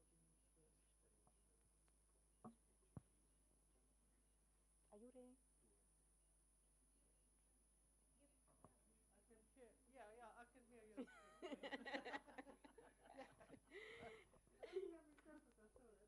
That was AI. Okay, thank you so much. Sorry for the okay, merci beaucoup. So, en fait, je voudrais réagir à la suite de féliciter pour dire que pour avoir travaillé avec le Burkina Faso, on s'est rendu compte que les questions de genre sont construites par la culture, par les habitudes familiales, par les coutumes traditionnelles. Et je pense qu'au fur et à mesure que nous avons évolué, les conseils ont commencé à déconstruire ces habitudes traditionnelles pour pouvoir vraiment réduire les inégalités de genre. Et je pense que, étant donné que les cultures sont assez ancrées dans les sociétés, c'est un processus assez compliqué. Raison pour laquelle ce projet permet, au fur et à mesure qu'on avance, de réduire ces inégalités, et il est important que au niveau des conseils qu'on continue sur cette dimension pour pouvoir vraiment aller au cœur des sociétés et pouvoir leur montrer le bien fondé de l'égalité de genre. Et aussi, lorsqu'on commençait également, il y a beaucoup de conseils qui avaient pour objectif de faire intégrer même la dimension genre au sein de leurs équipes, de faire intégrer la dimension pour les dirigeants, les coordonnateurs des conseils. Et c'est un procédé qui prend beaucoup de temps, qui a pris beaucoup de temps et qui, à mon avis, semble très important pour les conseils et pour les sociétés et qui doit continuer grâce à ce projet et grâce à d'autres activités qui peuvent être implémentées.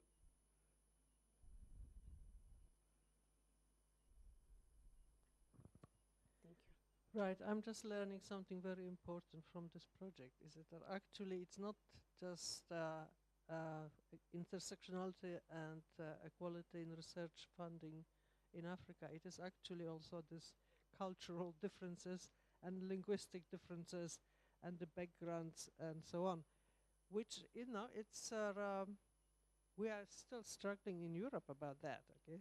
Because there are certain countries that have adopted English and people are quite familiar with it, but other people like to discuss these things in their own language, because the meanings that and interpretations that they have for gender, yes, it's different, okay? Because it's embedded in the language and in the culture, as you said. Certain things are more or less for women are the same, you know, family life, work and life balance, and so on. We know that. But we're talking here about science and research funding and creation and production of evidence and knowledge that represents everybody in society. So one has to be really incredibly careful. Yes, it's not like in society you can just have opinions. In science, you have to measure those things. You have to collect the evidence. It has to be studies have to be replicable, and I think that's quite a responsibility. But also, it gathers a scientific evidence to challenge opposition. As to say, what worked for us in Europe is that we challenged basically the decision makers and the scientists who said, like, no, we don't have to think about those things. Is that actually to demonstrate that the quality of research improves if you take into account those things, yes, because you gather evidence much better, okay, you interpret the evidence much better. And I think the same will work, has to work here, but I think it's a really interesting environment in which this project is working, is because now there are other issues, the colonial knowledge and so on. And I think that's why it has got very significant potential impact. It's not only about improving how research funding organizations work in Africa and how they work across Africa and work together, for example, on taking joint action on SDGs or something like that, but also comparing to the rest of the world as well. And I think that is really worth publicizing as much as possible. So thank you for your comments. Okay. You, yeah, I think there was one question here. Yeah, thank you. I think that you have touched a bit on what I would like to submit. But as from the science granting perspective, we saw this project with adding value, also not only taking into account the gender issues that we need to take to look when we are funding, but also to ensure that the research itself that come from the higher institutions and research institutions also respond on what is expecting when we speak about agenda. So we at some point find a way to understand each other as funding agency and also as researcher, how to improve their research with the quality to respond to gender issues, and as funding agencies also to look on it and be able to account issues regarding gender on research. Thank you. Excellent, thank you. Okay.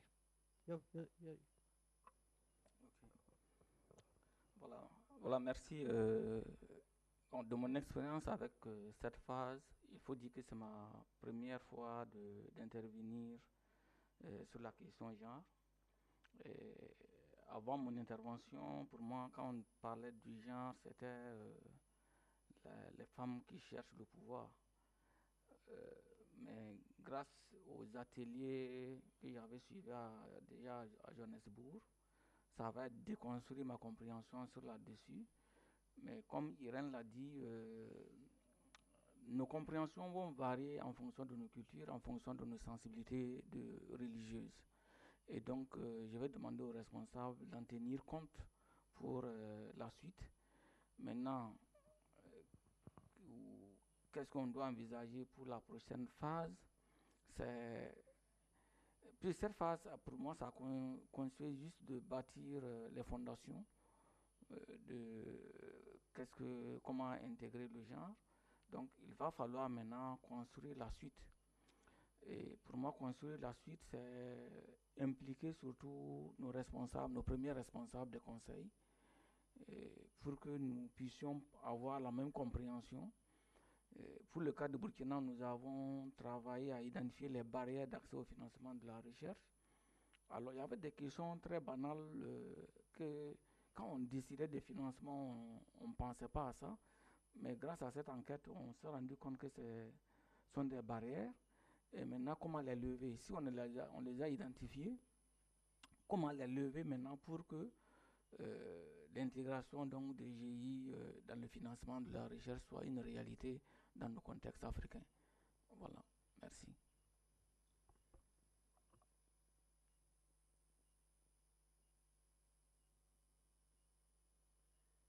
Correct, absolutely.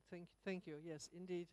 I would like to make a recommendation to Dorothy, is that before the report is finished, that we collect this kind of a statements from as many people as possible and put them in somewhere in a separate chapter, because not only the reflections on what their experience was and how the organization benefited, but also how their own perspectives have changed, because everybody actually goes through that process.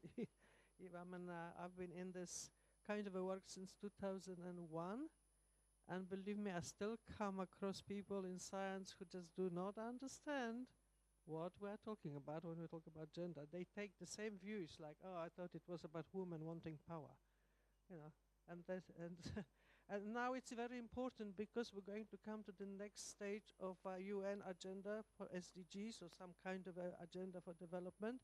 And I really hope that every SDG in the future will have equality and intersectionality embedded into it. It's not going to be just a one goal, because exactly empowerment of women sends the wrong message. And it doesn't work with science. Half of the SDGs, as it says in the report, don't have a target on gender, don't have a goals, don't have a indicators on gender, okay? And so we cannot actually make a change. Okay, anybody else? Oh, yeah, thank you. Thank you, Portia, for this opportunity. I would like to also say that from my experience, this has not been only task, but a transformative journey. I've come to realize that gender equality is not only about policy being in place, but it demands awareness, dialogue, and then skills building, capacity building. And with this, it works with, it goes with, they go with policy. Without them, the policy can be in place, but the implementation will be very poor. So I would like to emphasize that it's not only about policy, but it demands awareness, dialogue, and then skills development, capacity building. Thank you. Right, and we also need to always, yes, it's a continuous process, okay, because there are always going to be those who try to push back against change, okay, and to claim that this is about quality of science, quality of research, quality of our investment in research for society, and for which there's evidence, yes, I think it helps to not to be overwhelmed by this effort to push back against the gender equality and intersectionality. So we have to always recognize, okay, yeah. Thank you very much. Mine is just people at first we knew about gender, only gender, the way the G, only the G. But now with this initiative, we are able to know E, I, and I. That's what we are doing capacity building in Malawi on these terms. These terms were very not familiar to many people.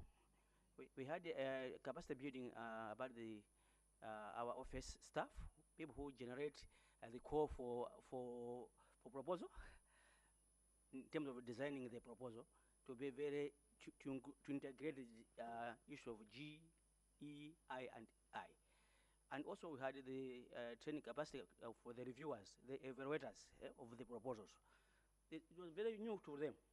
So they asked us that we need to get more awareness to all sectors involved in research management.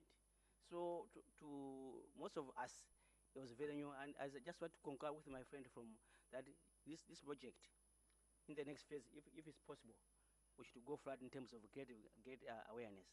And for example, in my country, we use our course in English, maybe just in Word or PDF. We don't take into consideration of Braille for people with the visual impairment. We don't take into consideration if people with they don't have hearing impairment in terms of when they are sending out the course. So we are asked to involve the ministers and the other stakeholders who are in these areas, so that our course we integrate the GEII. Thank you. Thank you very much. Another person here? Okay, thank you. Let me bring this closer. Thank you so much. I think this whole initiative has been a good thing, particularly in Zimbabwe, where I come from. You notice that in all the past years, gender was something that was built like on a national gender policy, but then there was no effort to make sure that it's cascaded down to the institutions. So with this program, we were in a position to ensure that we come up with institutionalized policies and a guiding document that guides the institutions to ensure that gender is integrated within their institutions. And I think this initiative has actually enabled us to get the clear, or the analysis rather, that happens within the research institutions. Some of the things that were not being brought forward have now been brought forward, and as we are doing this, institutions are now in the process of coming up with their own policies that ensures that gender is integrated within the research ecosystem, and all the research quality that comes out of the institutions is of high quality, because it represents all the genders and those living with disabilities, particularly under the intersectionality item. I submit. Thank you.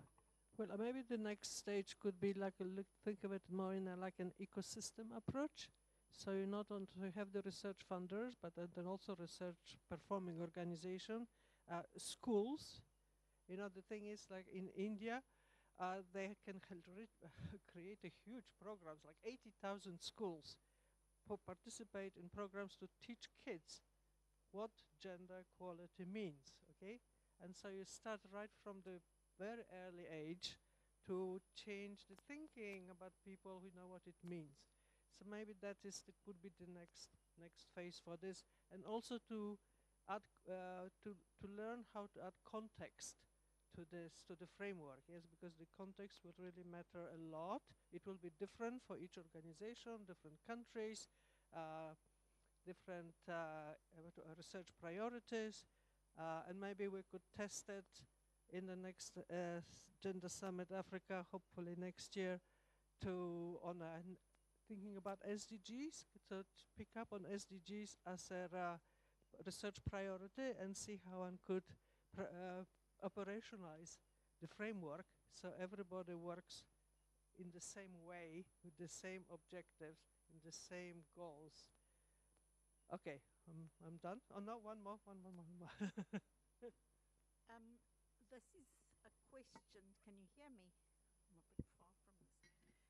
This is a question which probably will be not answered directly now, but over the next 2 days. My question is, going back to the introductory remarks I made, how much have we in our countries been shaping the way in which we integrate gender into policy and programs and instruments through locating it in the country cultures and knowledges?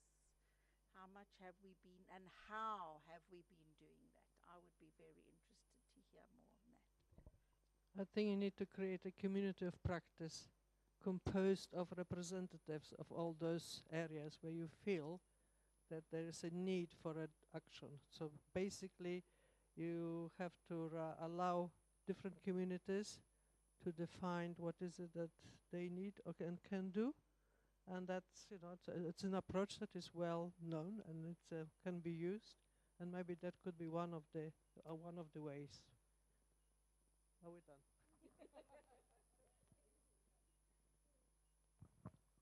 Thank you, Elizabeth. Or in keeping theme with the different languages that I've been using, I'm going to cheat and say it in my own Ngosi, Elizabeth, and that means thank you. Can we give Lorenza and Elizabeth a round of applause? You guys are awake. You'd swear it's not before lunch. I have a very hard job. I was so involved in the depth of the discussions and such the great feedback. I forgot the hard job that I have of actually keeping time. So you guys are on the good side that you don't have to cut these good conversations that are going on in the room. And I think Glenda's question is actually such a good way to round off the session that we just had, because I believe that it leads us into the next session where the answers will come. So many of the things that you asked, Glenda, will come across in the work that we'll hear over the past 2 days, but specifically in the session that we're going to have now. Because having been part of the project, I know that all the things that we've been talking about today are not abstract. These are things that you guys are actually doing in your councils and actually being very intentional about. And I think I speak on behalf of the rest of the team when I say I'm filled with so much gratitude and pride to see the intentionality at which you guys are bringing in the inclusion and the intersectionality into the whole gender equality conversation. Because that's the theme that has been coming up through and through. So I am going to call upon Dessa and Sama to talk to us now about what activities are being done across the different science councils in the next 5 minutes. So while they come up onto the stage, I do want to, Elizabeth, you owe us your superpower, but I'm going to let you marinate on it. Teleporting apparently is quite a famous one. Because Dessa said that she would like to be able to teleport. That's her superpower. And you know what? In this economy, I get it. I get it, why it's most for all of us. And then Nsama would like to be a polyglot. I think that one is very achievable. But she wants to be a good storyteller in all languages of the world. So that's her superpower. So colleagues, we are very excited for you guys to give us just a starter, an appetizer of the work that has been going on in the councils. Thank you.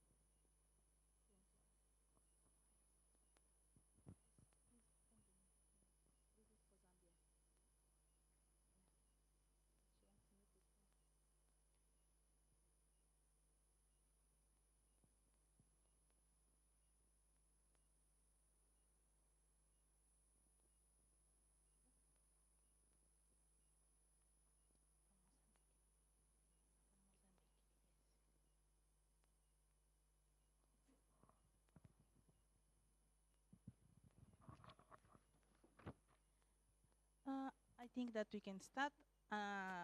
Otherwise, we will be removed from here because we will be wasting time from this beginning. So good morning, everyone. I am Dirce Madeira from Mozambique. Our project is under the integration of gender equity and inclusivity into research council.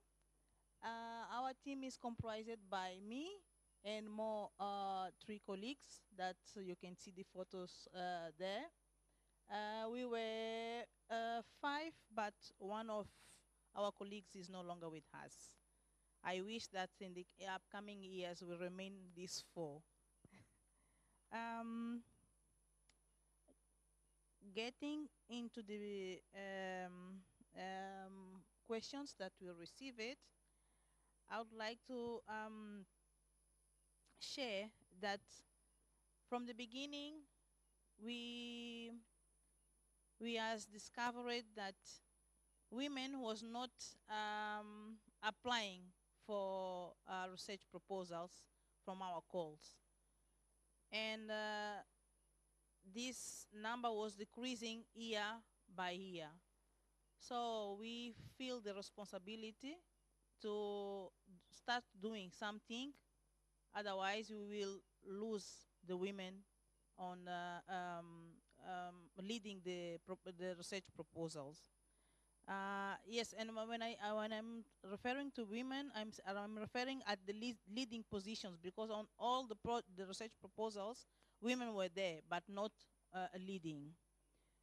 So we start to look on our instruments at the council, our manual of norms and procedures, all the instruments that we had, to see which one can respond to this problem, and to incentivize the participation of women in research in the leading position.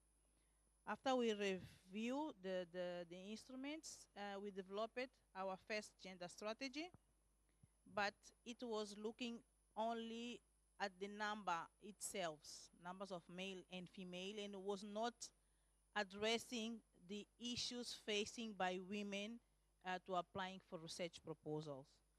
So on these projects, we committed ourselves to review our gender strategy, and they include the issues that was, or the issues and barriers that was pushing women not to apply for proposals. So we saw that first, when we display issues regarding gender balance in the proposals, was not understood as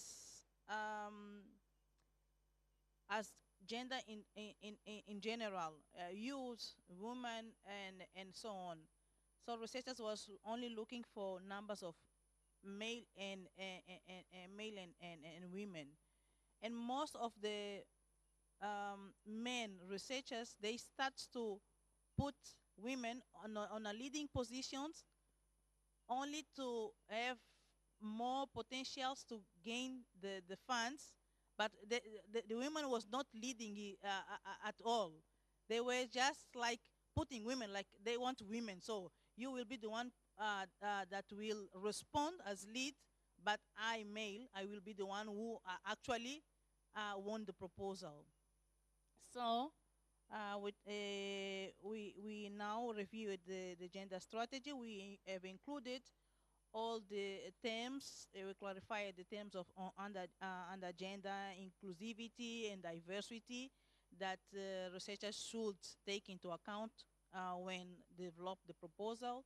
We work also at the council to make clear for us what we understand and what is all these gender equity, inclusivity, and intersectionality terms, and be aware at the council itself, on the staff, what we mean when we speak under these terms. So we have finalized the revision of the gender strategy. Next slide, please. I just have these two slides. So this is our gender strategy that we have revised it. And we also are committed now to look to the gender themes under the research to improve the research in our country. And we would like to encourage equitable and inclusive gender participation in scientific research in Mozambique. So I think that resuming is what I would like to submit by now. And we are confident that the unintended results or effects from the strategy are still to come as the process is still ongoing. So we are now collecting the comments from the stakeholders to finalize and after train the researchers, the reviewers, and also us again under the terms of under GEI. Thank you for your attention.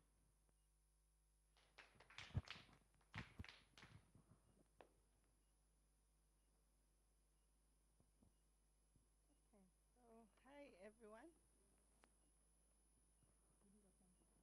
Okay.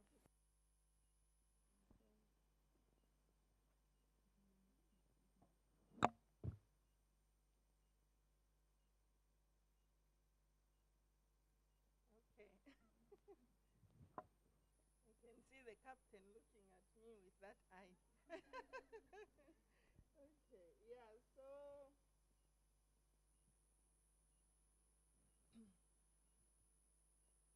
I think we can go to the next slide. Yeah. Okay. So that's the team. So from Zambia, we have the list of names there. That's the in-house gender team. And then in the picture, you will see that we have members of the technical committee that we constituted to help us to do this work, who include experts from the University of Zambia, our policy institutions of governance from the Ministry of Technology and Science, that is our parent ministry.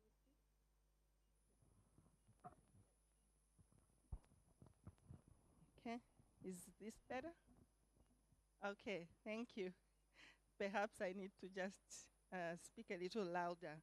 Yeah, and then of course other participants on the team from the gender division, which is formerly our Ministry of Gender, and now it sits at the Cabinet Office. Next slide. Yeah, so to speak about our experience in this project that we embarked on, to see how we can use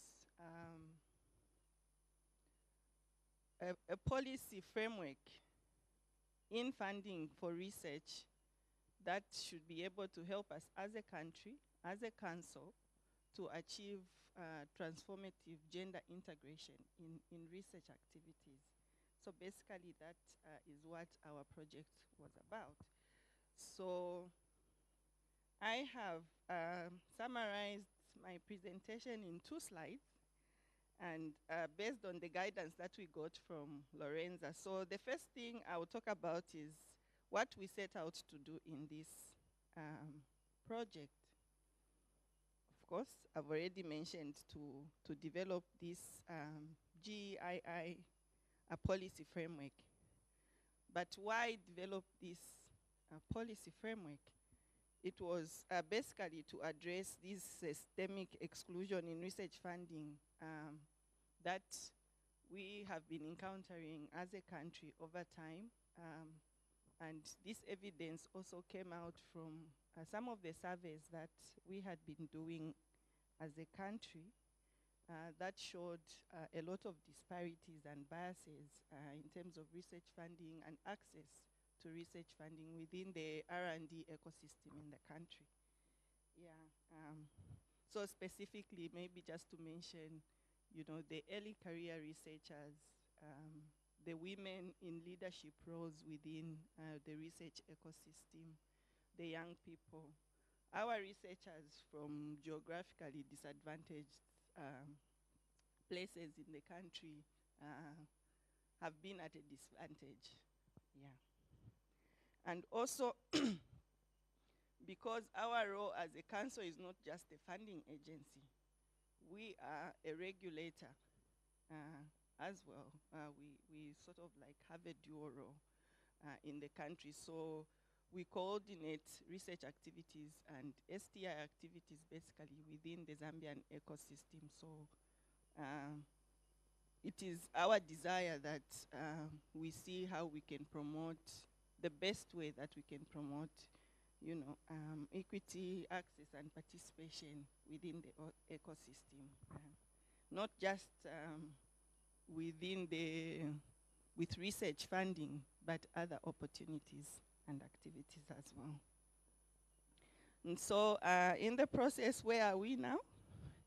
Okay, so just like Mozambique, we have a draft that is in place that we have put together. We are yet to do a validation within a big stakeholder meeting. We've had stakeholder engagements in the development process through different channels, you know, like just one-on-one interviews and, you know, things like that, just to get perspectives, especially during our assessments that informed the development of this policy. So I've highlighted there some of the things that we took into consideration, looking at our local context as we were developing. The country as a whole has certain aspirations as regards issues of gender equality and inclusivity. So we were able to pick, you know, in a sense, on the country's aspirations as regards issues of gender and equality. And so we have some documents that we made reference to and what the country aspires.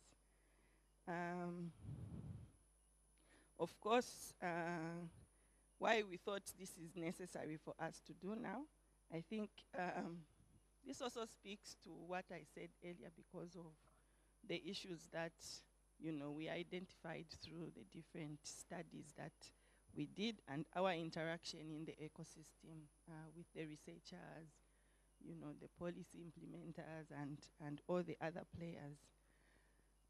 But also it's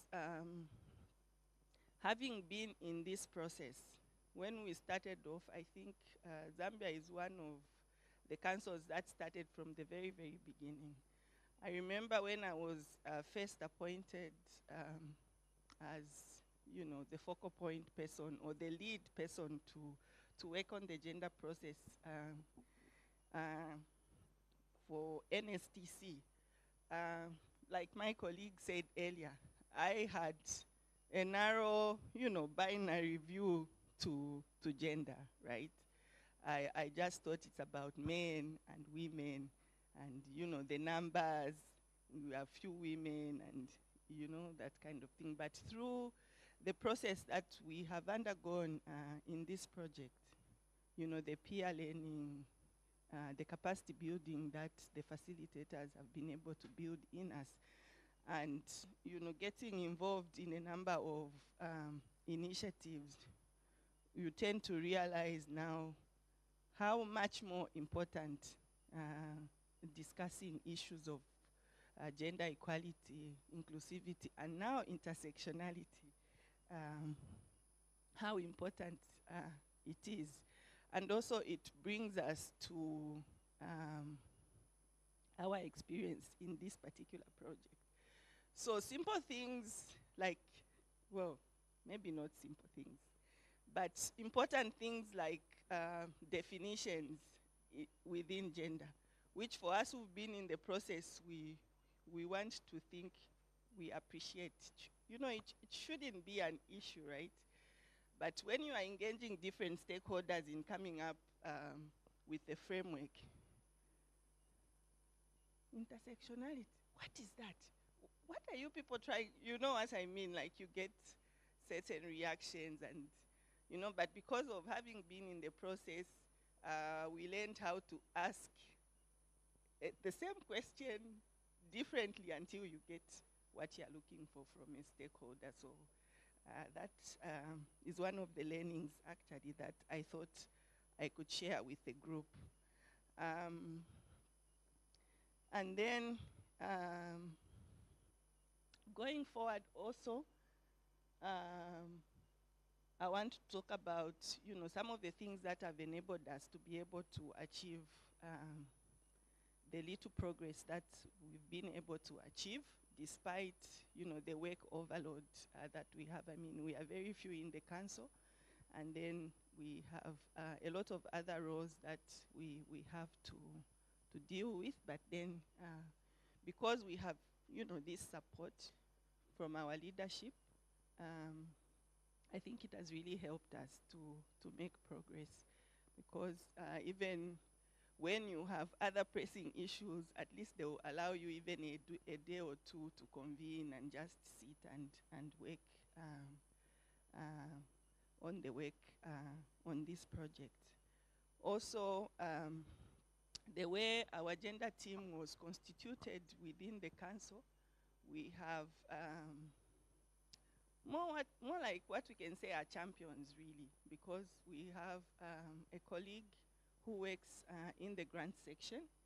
So really, this impacts on the processes that they are supposed to be using to improve our delivery of the service as a grant-making council in the country. And then another colleague is from the policy side. And so for us to be able to give good advice even to our government in terms of how do we move forward as we integrate GEI issues, not only in research funding, but generally within our STI ecosystem. And of course, yours truly, you know, myself from the promotions team, for us to be able to disseminate this information to the different stakeholders within the system. So everybody sees themselves, you know, with an important part to play within the project. And that has helped us quite a lot. And as well, we need to have not only be able to speak to the ecosystem out there for us to move forward, but ourselves as an organization, we need to internalize this. And so we also have our HR on the team, just so that, you know, the capacity is built and the buy-in from the members of staff, so that if an applicant for a particular call walks in, even right at the reception, you know, they are able to feel the GEI vibe, if you know what I'm saying. Yeah, so that's where we are. I think maybe we can go to the next slide. Yes, and this is my last slide, because the captain said few slides, so I only did 2. I didn't know what few is few. Yeah, so it hasn't been without challenges, the process. We have had, like I mentioned earlier, even when just trying to explain, you know, the different gender definitions and all that, certain misconceptions, but, you know, it's a learning process for us. And then, of course, I mentioned we have ourselves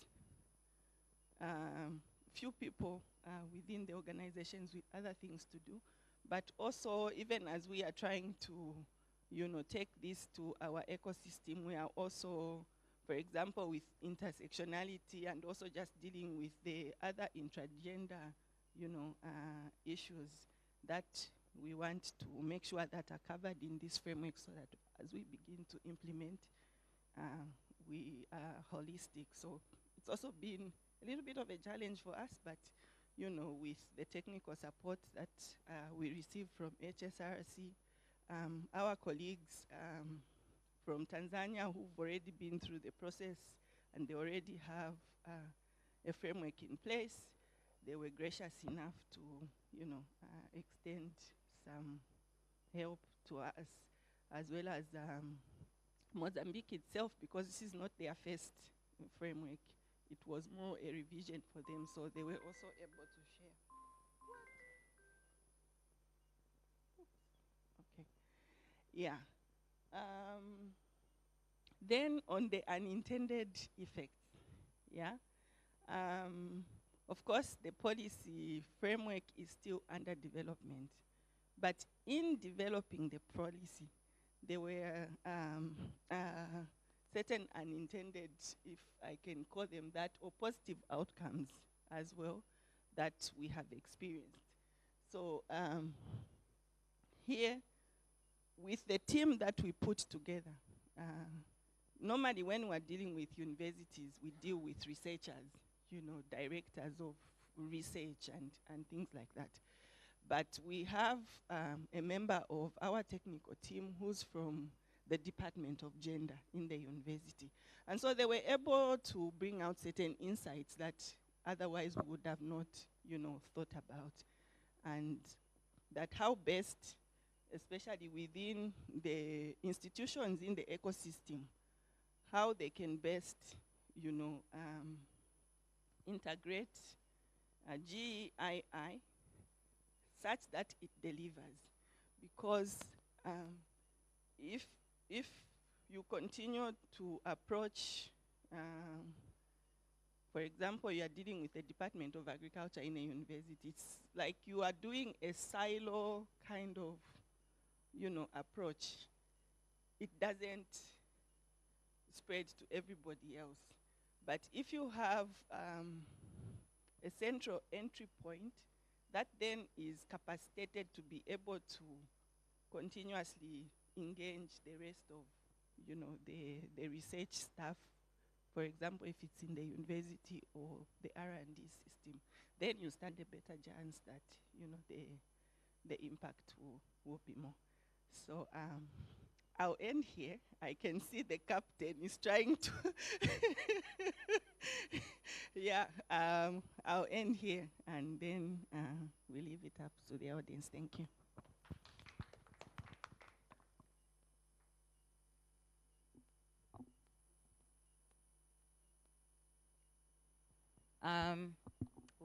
We're doing actually very well on time. I was trying to be a good captain over there, but I think I might have scared people up a bit in the morning. But you guys did very well in terms of time. A few things came up for me as you guys were talking, and I think one of the important ones that was mentioned is beyond the numbers, like that we're doing work beyond the numbers. Because when I was doing like some of my research that I did and looking at gender work, like you guys are saying, it was mainly about just putting women at the front as like faces, or just putting in the numbers and not actually doing the empowerment work. And then another one that I got was that words matter, because words result into action.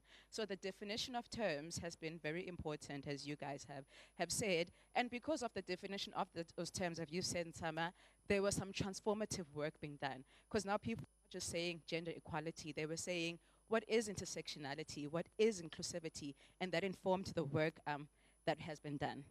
And so one of the unintended positive outcomes that Nsama mentioned was peer learning.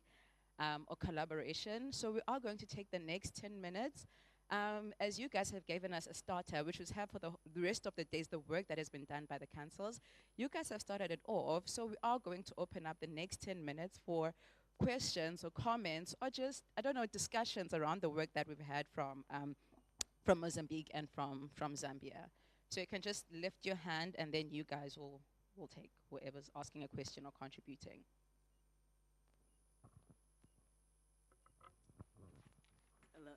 Mine is a comment or also a question about the policy you are doing in Zambia.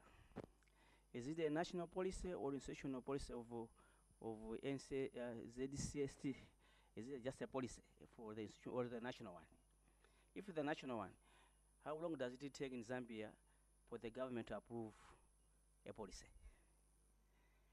In Malawi, it takes time for your policy to go through all these steps up to the cabinet. So I just want to find out from Zambia if it's an institutional one, like my office want to come up with a policy. It takes a fewer time because it just go to up to the maybe commissioners. They can approve it, the commissioners can approve it. But if it's the national one, it goes to the cabinet. Before cabinet, the principal secretaries have to meet. From there, they have to someone take it to the cabinet. Where the cabinet have to approve. Because my concern is about the agents of this policy. This policy needs to be approved very soon to be in place. That people should be using it because it's a very new terms there. People are not using. But it's the same concern I was with my institution, because people they just on agenda, but the other terms they don't know them. But this one policy is also, if we have another, do Zambia have existing gender policy? If they have, can we just review put some section within the existing policy about GEI? This is much faster to do that. Just have a clause within the existing policy, national policy of gender, rather than coming up with a new one, which will take us some time. That's my suggestion. Okay, I just wanted to ask you and everybody, would it help if, given that this is a kind of a cross-Africa initiative and it's been funded by European funders, whether it would help speed up the process, or at least put some kind of a momentum into the process, if the ownership of the implementation was taken on by the AU and EU, because there's a lot of collaboration between the two, and there's a lot of learning to be done both ways. And maybe what we need to come up is like a statement for the next phase, is to say national processes are slow everywhere, but cross international impact can be speeded up if there is a kind of a collaborative collaboration between different countries. And certainly in Europe, the EU, it took them a while to realize that actually they have the power to use frameworks for research and innovation as a tool to improve gender equality in research innovation and a gender dimension in research. For a very long time, they thought it's nothing to do with them because it's member states. But actually, they realized that if they have a 90 billion euros to spend over 6 years on research innovation, this is a fantastic way of encouraging countries and participants and beneficiaries to take action on gender equality. So like in Horizon Europe, anybody who is receiving money from Horizon Europe has to have a gender equality plan. Anybody who submits a proposal has to explain whether gender matters to the research that they are going to do. And believe me, people are responding because, you know, they want the funding.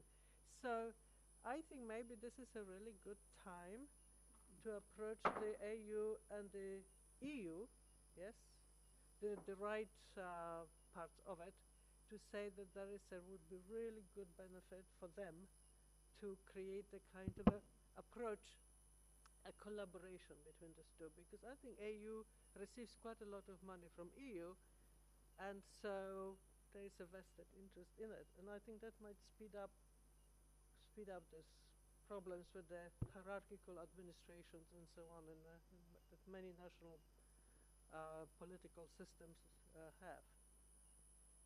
I'll be pleased to be involved in such a proposal. Okay. Maybe just to respond to the question on whether the framework we're doing is a national or an institutional, the simple answer is that it's an institutional policy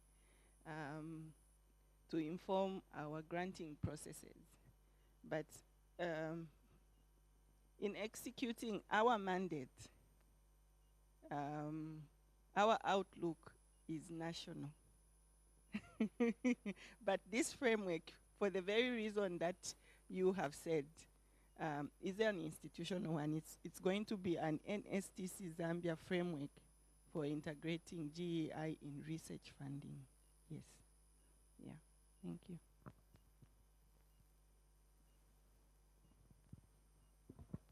Do we have any other people that want to contribute to the discussion?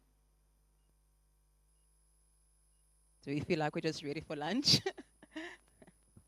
Okay, colleagues, can we please give Dessa and Tama a round of applause? Thank you so much, colleagues. Okay, so we are doing very well on time, and we have 10 minutes before lunch. We will use for two things. So we will congregate outside to go take a group photo because everyone has their best outfits for today's day one of the conference. So we will not let those go to waste. We will meet a member of the hotel, right, Lorenza, who's going to take us to the rooftop. I believe we're going with the elevators to take a group picture. Okay, so we're going to sort that out. And then when we're done with the group picture, lunch will be served on the 26th floor.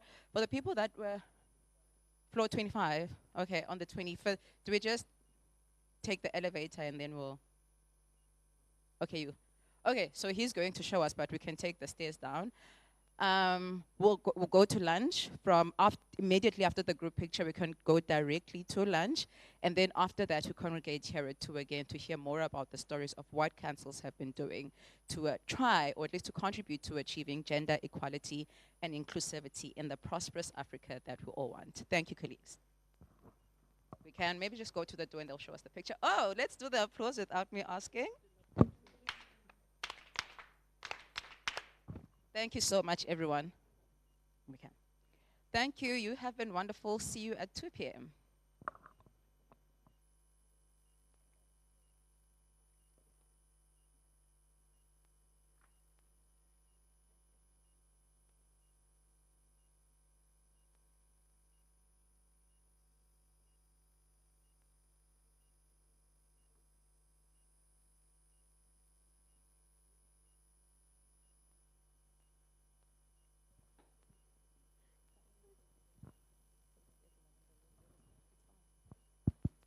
Colleagues, we are going to level 20, and if you are staying at the hotel, you can use your room card in the lift to scan and then press 20. Otherwise, there is a hotel staff member will take us outside. Level 20, okay? And then lunch is on 25. So after we've taken the pictures, we all go for lunch on 25.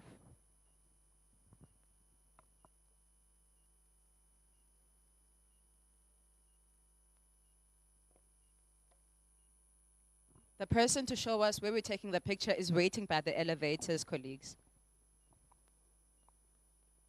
We can all follow Lorenza.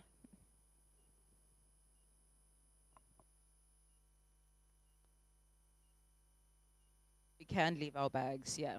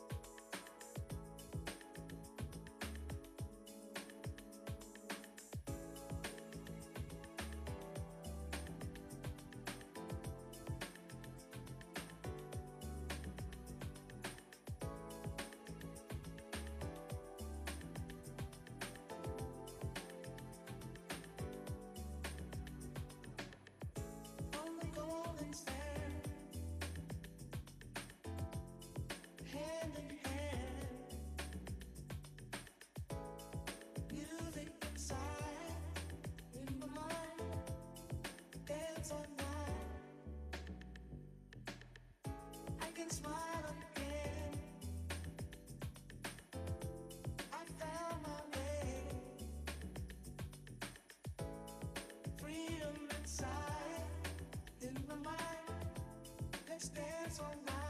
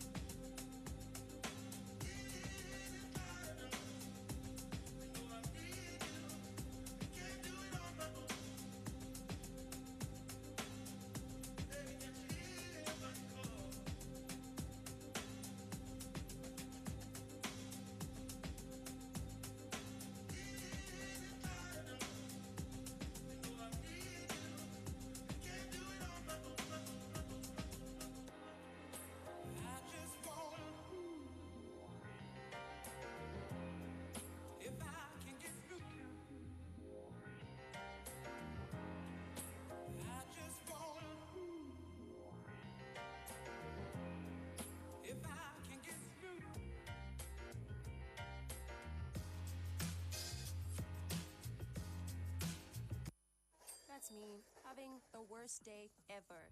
But then I saw them. Now I knew my besties were both going through the most, and that's when I had an idea. Just like that, I was having the best day ever. Who will you share a Coke with? Battling a cough on the clock? Try new non-drowsy Benylin for cough.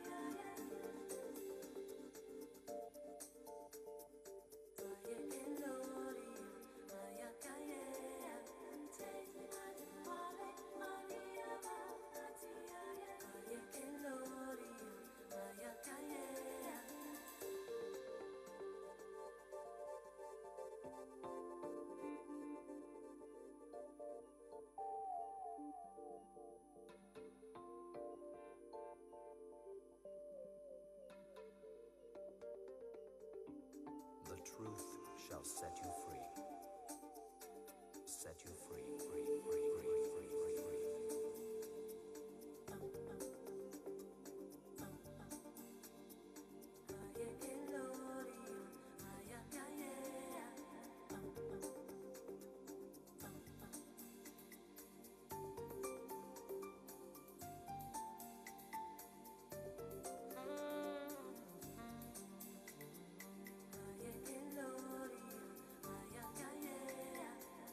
Yeah.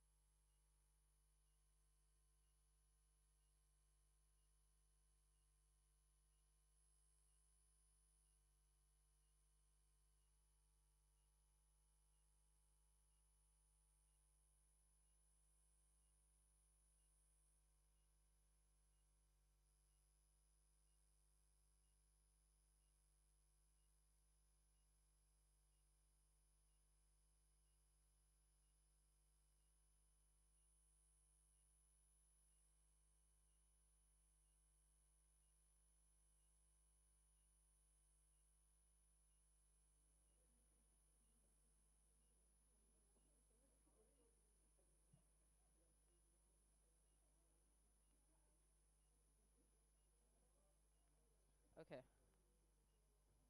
Are we back? Do we have more people by the couches? The captain calling all on board. All on board.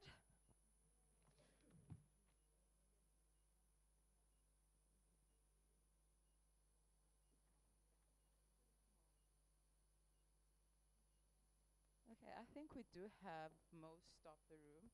Do you want to maybe please check if there's more people, like 2 more people before we...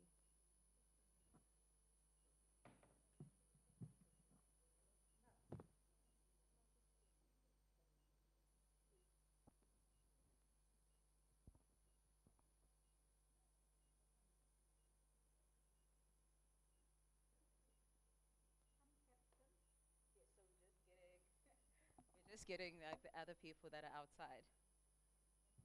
Now it's the great. I think we do have everyone. Now it's the tricky shift. It's the tricky shift. Let's clap first. That will be my first survey if you guys are awake or not. See, Dorothy just Dorothy spelled it for everyone. You know what? Do you know those people that do that, like moving their body, icebreakers after lunch? I wasn't going to do that, but now I'm forced. Now I'm forced to do it. Okay, I'm going to need us all to stand up. Yeah, Rumbi's like, no, no, Pilela. Okay, let's all stand up. Let's all stand up, colleagues. It's after lunch. Let me bring us back into the room. Yes. Because I said clap and Dorothy did this. Now I need to wake the people up. Some people will be familiar with Tembi. See, she doesn't want porridge.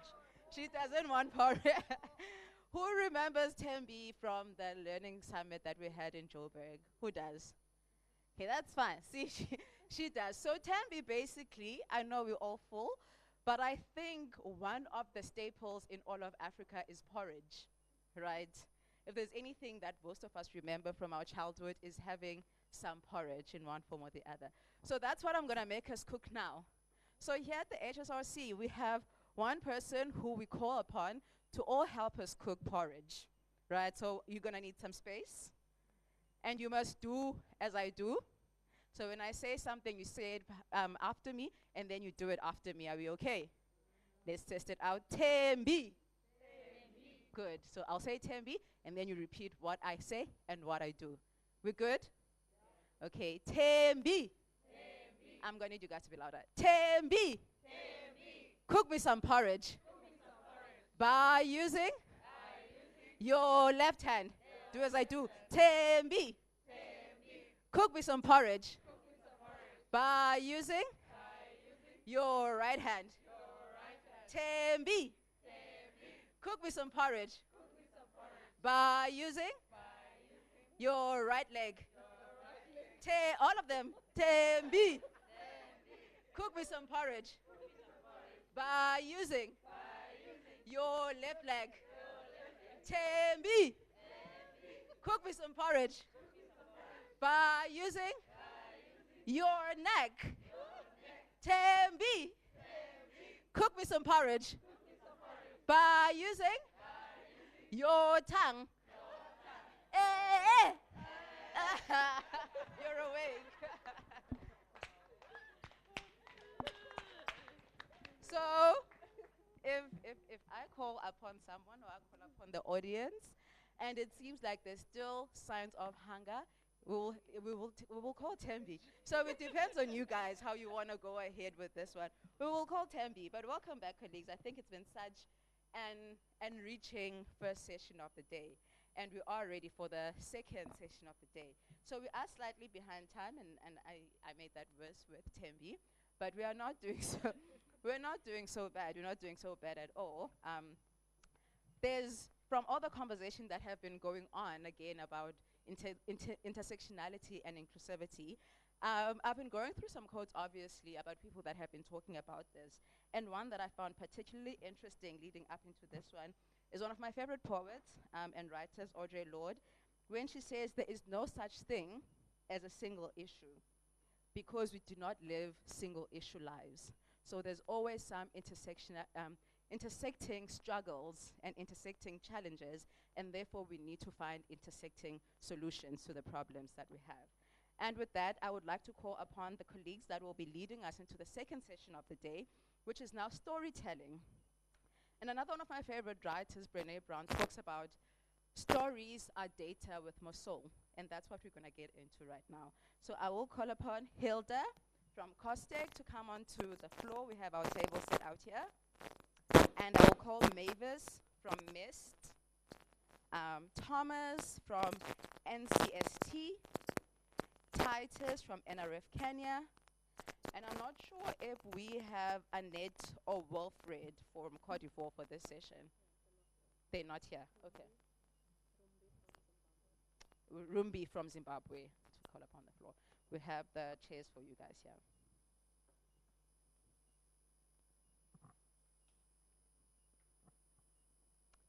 Do you guys have presentations?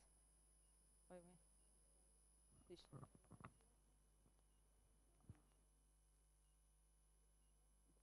Put in the first one.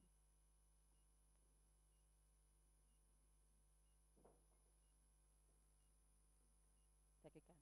We're going to start with, we have the Ghana presentation, so we're going to put that on. So then we'll have Mavis start us off. All right, thank you, colleagues. The floor is yours for this dessert we're going to have after lunch. Mavis? Yeah, your presentation.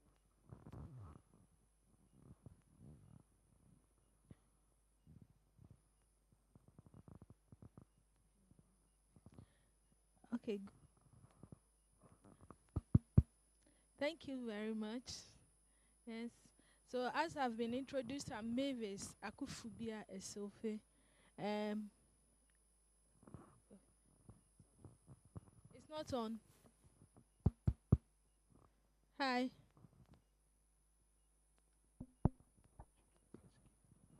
Okay. Thank you. Please, can you hear me now? Okay. I'm Mavis Akufubia Esofe, representing the Ghana Science. You can't hear me well? Oh, okay. Mavis Akufubia Esofe. I'm doing this on behalf of the Ghana Science Granting Council. He said, the microphone is not working. It's on. Please, can you hear me from the back? Oh, okay.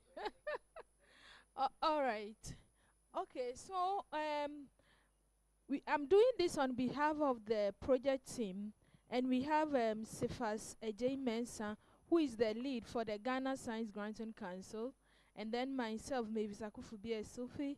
We have the coordinator, Wilfred Edem Dennis, and then Judith, and then Ellen. And we are collaborating with the CSIR, Council for Scientific and Industrial Research, Ghana. So I am from Council for Scientific and Industrial Research, and I'm providing technical support, research support for the Ghana Science Granting Council. So the Granting Council initiative is using strategic means to also bring on board technical expertise, and I'm also the gender lead for the council. Okay, so for our story, looking through the literature, we realize that a lot has been going on to bridge the gender gap in every aspect. But I realize that in terms of research, not much is taking place, and it's also important that we bring on board, we close the gender gap in terms of research from design to dissemination. And how are we going to do this? We realize that, yes, it's not researchers are doing their own thing, especially with the natural scientists. They are doing their own thing, and they don't see the need to integrate gender in it. And it's not intentional. it's unconscious bias that is causing this. So we realize that there is a capacity gap, that we need to bridge this gap, and we want to do this by building their capacity, creating awareness to do this, and then build learning skills, and then dialogue with also the high policy decision makers. Okay, so what the aim of the project was to promote gender equality and inclusivity, and also address conscious bias, and also integrate the gender perspectives, and then equitable participation in research content, and also improve the quality and effectiveness of research evaluation. So our focus was not on the research, but the whole process, from the research, evaluation, and then the staff. So we were focusing on the application, the applicants, the reviewers, those who are going to review the applications, and then the staff who are going to implement and also manage the system, the research administration, the research granting system, and also encourage training sections.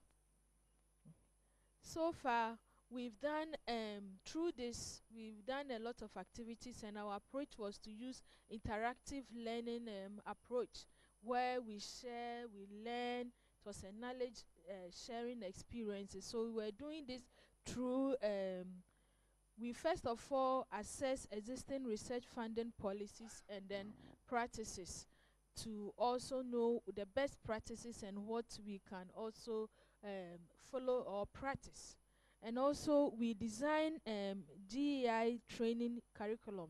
In this particular activity, we had tools that will help researchers, evaluators, and their staff to integrate gender concept in their research, from design to the dissemination stage. So what we did is we identified the areas that we think they will need to be able to integrate, to understand the gender concept, and also to integrate these concepts in their research field. So in doing that, we came up with about 7 tools. So we had 1, 2, 3. In all the tools, we had steps, various steps that they need to follow to be able to understand the process and go through. So we had training for all these tools, and we took them through how to go about these tools. So we combined them, and then we had a manual, training manual. We put all these tools together, and we had a manual, because we realized that not much is there for tools that will help to integrate gender concepts in research. So we developed these tools, and then we put them into a manual. And then we organized training workshop for the researchers, the applicants, the reviewers, and then the council staff. We were not so much restricted to only researchers in the universities and research institutions, but across, because some places that we did not even expect, like Ghana Armed Forces, they are not research institutions, or they are not in the university, but they do a lot of things that really has impact, and they need to understand why they should integrate gender concepts in their work. It's because they had a training school. And also, after that, these tools, we didn't know whether after the training it will work, or because it was our first time. So we also introduced the pilot testing to see how best our tools will be adapted and whether it will work. So we introduced that pilot testing. And then after that, one thing that it's in the process is the dissemination of the project findings and then outcome.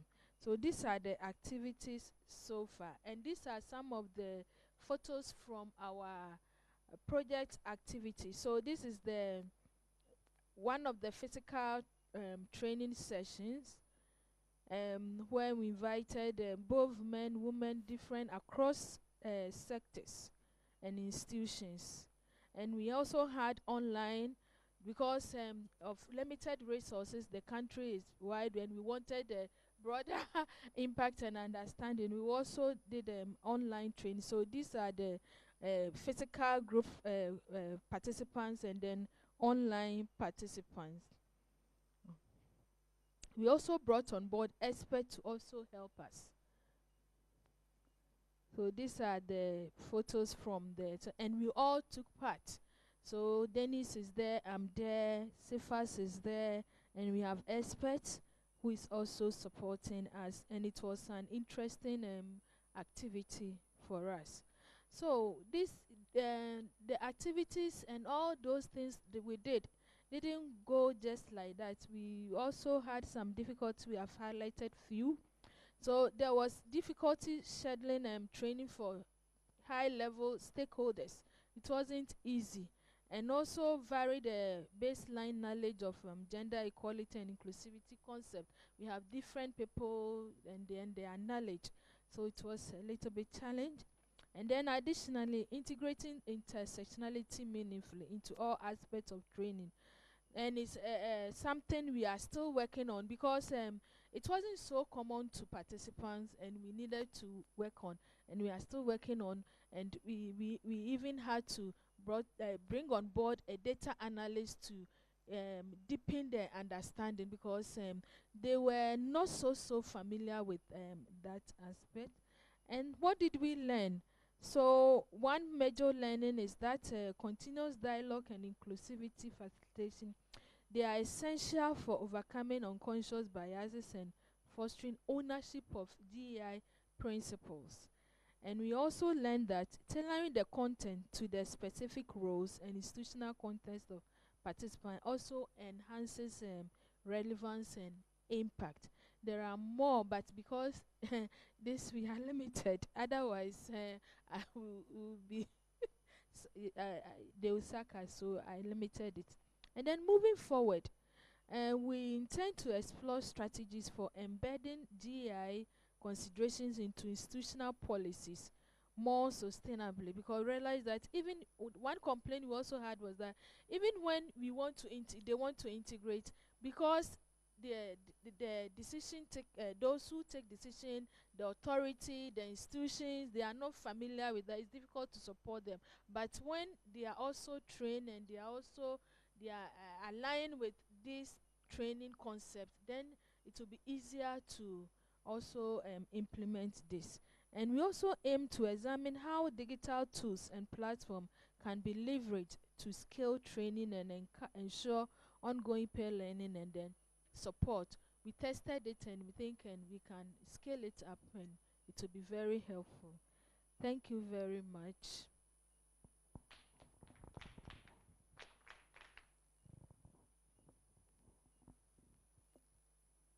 Okay, so I'll hand it over to.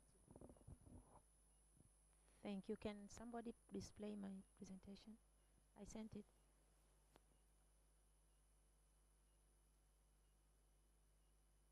While we are waiting for the presentation, I must extend my apology for what happened in the morning. I think I was too tired, and I didn't accept it earlier. So my body told me that you need to lay down and rest. So I'm really sorry. I'm really sorry.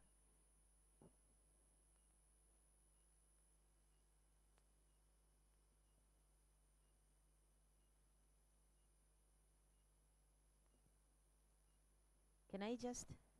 Okay. Then can I just talking while we are waiting for the display?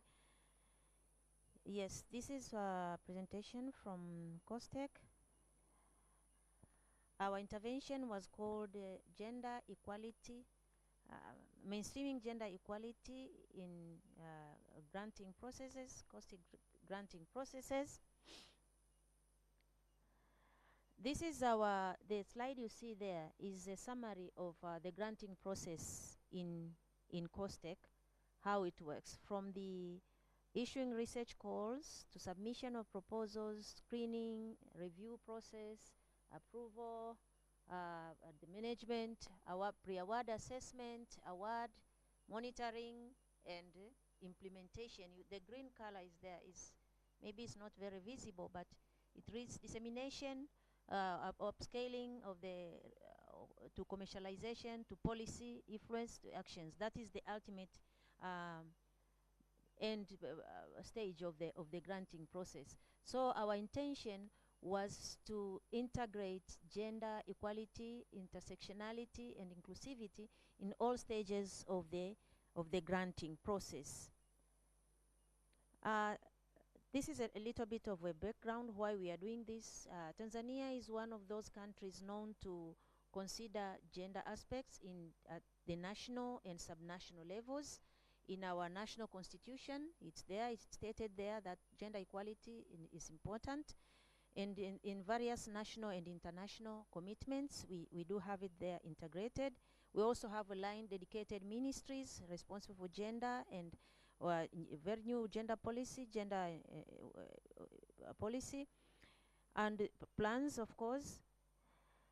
And within the sector of science, technology, and innovation, we do have aspects there of gender equality and inclusivity, like in the agenda. This is 2063, the regional STISA, East African Gender Policy, and also our very own National Research and Development Policy of 2010. And at the sectoral level again, COSTECH is the national body responsible for coordinating and promoting science, technology, and innovation in all aspects. We have developed quite numerous documents there to guide the system on how to integrate, to implement gender equality and inclusivity. They have been there, although not all of them are the same, but they mention gender aspects here and there. We have internal gender policy, we have postdoctoral research framework, integrity framework, research chairs framework, research and innovation grants manual, research innovation monitoring framework. These documents are in the COSTECH website. If you visit the website, you'll find them there. But very recently and special, it was last year in January 2024 that we finalized, and it was approved by the body. It's called the National Framework for Mainstream Gender Equality and Equity in Research and Innovation Processes. This was January last year, and it was considered the most high-level document for integrating gender equality and inclusivity in research and innovation activities. And what is the problem in our system? What is the gaps? We came to realize from literature that women comprise at most 30% of the of staff in research and innovation ecosystem.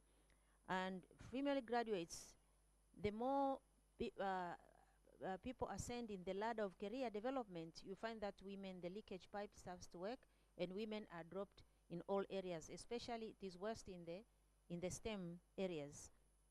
And when it comes to gender disaggregated data to inform policy and practice, this is a big gap, and it's not only mentioned within STI cycles, but in the entire gender and women development in all aspects. If you go to the national meetings, all the time they mention about the lack of women gender disaggregated data. And there is this kind of assumption when it comes to the STIs, is that like gender is maybe not very important, maybe only in some social science research, maybe only there. So we find that there is this assumption that what works for men will also work for women. So that's why it's unconscious, some sort of unconscious bias, the one which was mentioned by Mavis here, that science is neutral. It works it caters for both men and women. When we came to develop from this specific project, we came to develop a training manual to conduct the training to the STI, the stakeholders in the STI system. And what went to the training manual, we started with the gender key concepts in gender analysis. We quite have the various concepts there. They are not all of them, but we managed to put key concepts in the manual. And the manual was also trying to show this continuum, or this problem of seeing from being gender neutral, or from being gender blind, to being to gender transformative research. And this is what the training manual came to be used to conduct the trainings. The training, if I can speak briefly about the training later, but it basically trained the researchers, it trained the reviewers of research and innovation proposals. It's not only for research, but also for innovation proposals. But even before training, the very first thing was to develop a comprehensive package of reviewers, because we used to have reviewers. We used to have reviewers who are reviewing the proposals, but it was not really formalized in terms of their engagement with COSTECH. So the reviewers were formally identified, a call was issued, people who qualified, they applied for the call, they were screened, they were selected based on very transparent criteria. So a list of reviewers who are formally identified and who are going to work with the Commission for 3 years has been identified, and the reviewers were invited to attend the training, either virtually or face-to-face. And also the researchers, individual researchers who were identified by their councils, by the research or higher learning institutions, but also we managed to pull managers of people from the heads of the institutions responsible for coordinating research and innovation activities from the research institutions or higher learning institutions to participate in the training, and also COSTECH staff. These were also all part of the training, either virtually or face-to-face. I must reflect back on the national framework for mainstreaming gender equality, inclusivity, and intersectionality in STI. This intersectionality has been recently added, but in the approved version, the intersectionality was not there in such a formal process. But when we come to review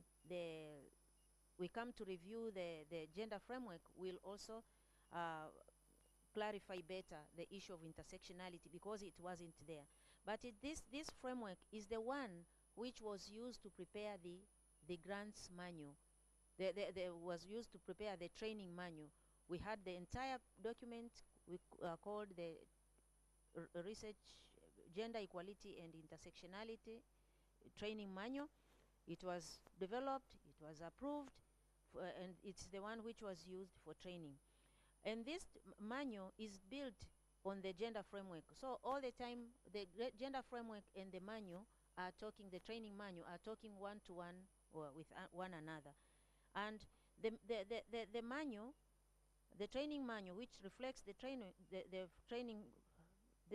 manual, which reflects the gender framework, is talking about gender equality and inclusivity in 5 aspects. The first one is promoting gender balance in research and innovation careers. As I said previously, you find that women represent really a very small proportion in the STI careers. So what the framework is proposing, and also integrated in the manual, is that there should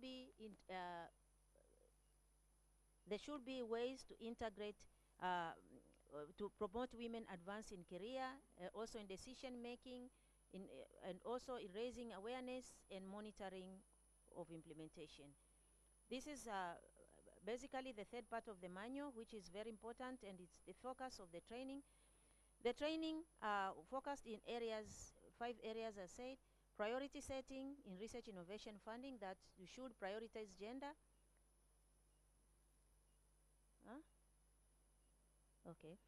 And also research in financing aspects, development of the processing and how to integrate gender in processing the concepts and proposals, in the screening processes, in the implementation, and also in dissemination and framework. And the training was awarded with certificate. You can say that is the sample of the certificate for the participants.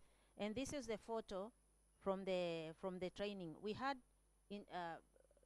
two interfaces, the face-to-face, but also we had the online trainees. We cannot show the pictures here. Maybe I should focus on again, maybe emphasize the products from this project.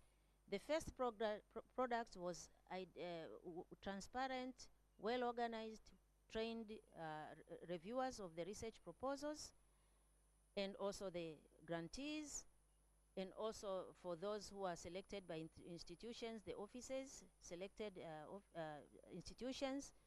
Another product is the training manual that we managed to develop. We are currently proposing to the management to approve for formal implementation and for rolling out. And also we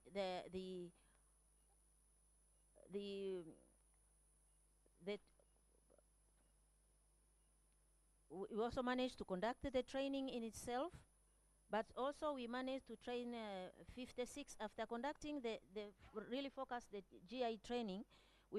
It was only a coincidence. Recently, we have issued the proposals that we had like 26 projects that have won grants from COSTECH.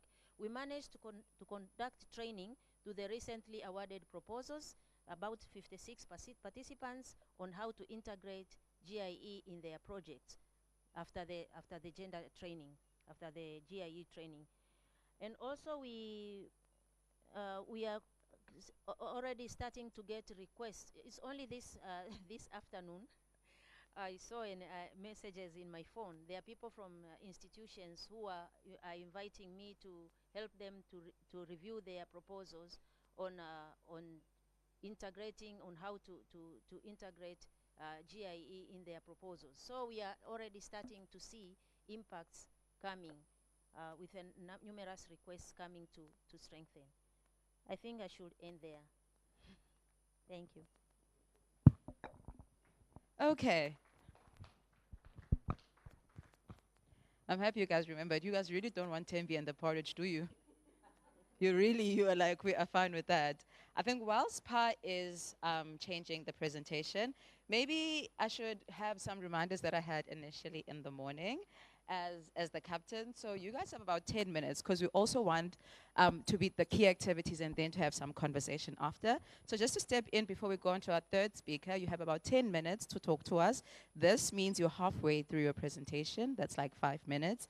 And the red, you know almost red means danger. Red is like you have 2 minutes to sort of wrap it up and tell us what the key activities are in integrating GEII in your activities in your council. So Captain is going to go back to the bank and let you guys do what you have to.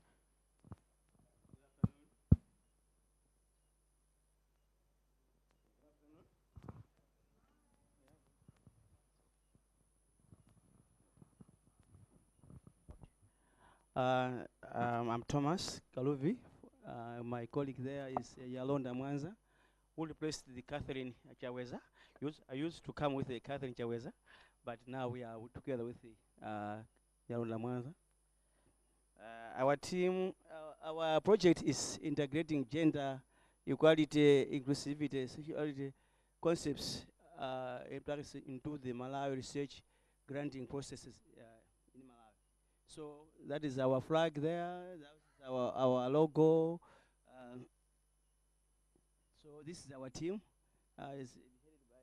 See, there's Gift there. There's Kondwani there. There's Raison. Another one here down is Zach. So we don't know is ICT person. And then the last person at the end is James as an accountant for the project. So our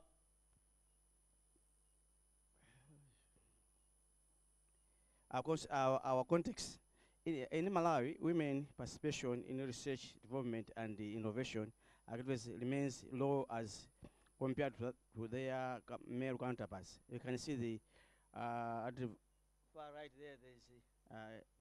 There's a drawing. That's how is it presented there?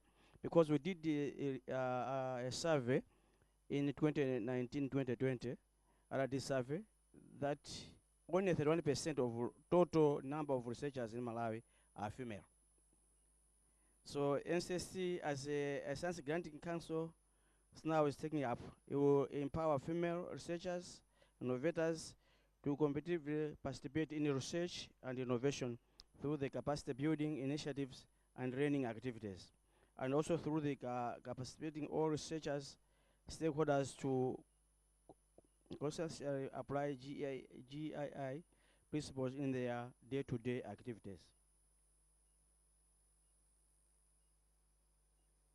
So the goal of the budget is to increase the participation of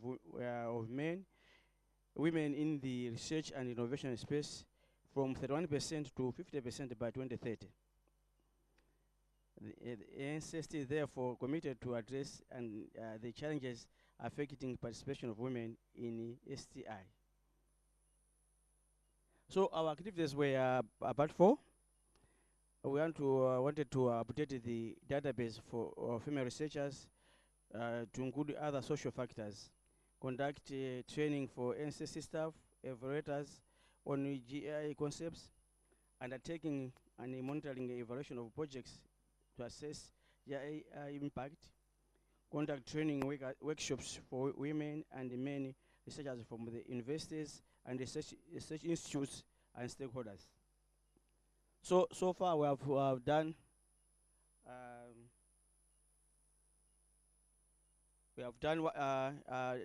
data updating the database for the researchers.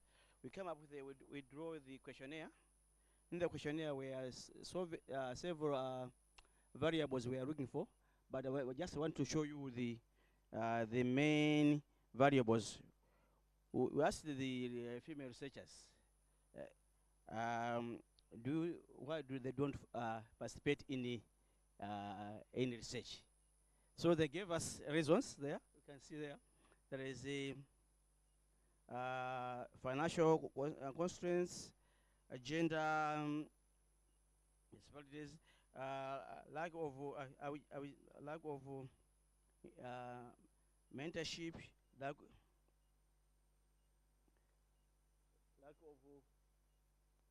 of time. So we also ask them if they are giving us the challenge we are giving us, how can we solve your challenges? Yeah? So they also indicated that what they need is funds,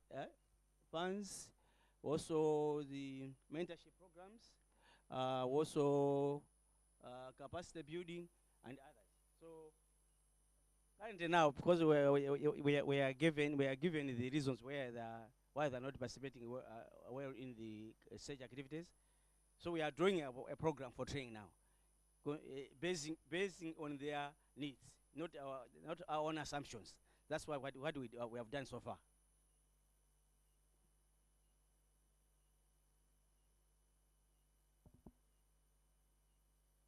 So we have also done training for staff and the reviewers. So from the budget activities, what we came up, we used to have those activities to ensure the presentation. These recommendations from the training, they gave us recommendation. What can we do as SST? So one of them is I have to come up with like a quota for the female researchers. So that's there.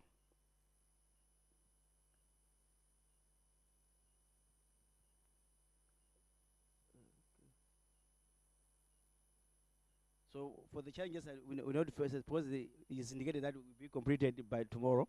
We don't put there the challenges, and also the key. Include in my presentation or the way forward. So we included tomorrow. Be included tomorrow. Thank you.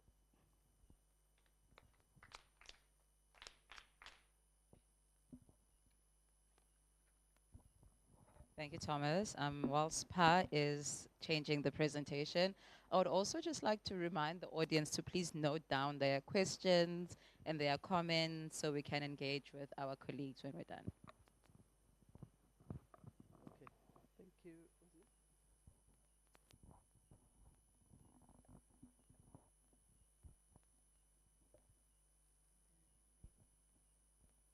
All right. All right. Thank you. For the Research Council of Zimbabwe, our project title was Gender Equality, Inclusivity, and Intersectionality Mainstreaming Efforts in Zimbabwe. So, in terms of the team, myself, Ms. Kora, and Mr. Job Tendenizai were the ones that were directly involved in this project. But then we also had the support of all those listed members, the 9 members that were there also to provide support to this project. That included the management, the accounts department, and the technical departments. And then moving forward, with regards to the particular issues that our project was addressing, we noticed that in the research landscape of Zimbabwe, there's been an underrepresentation of women, which was so significant, especially in the STEM fields, which then limited their contributions to the research and innovation. Next slide. And then also, there was also a neglection of the socially disadvantaged groups, particularly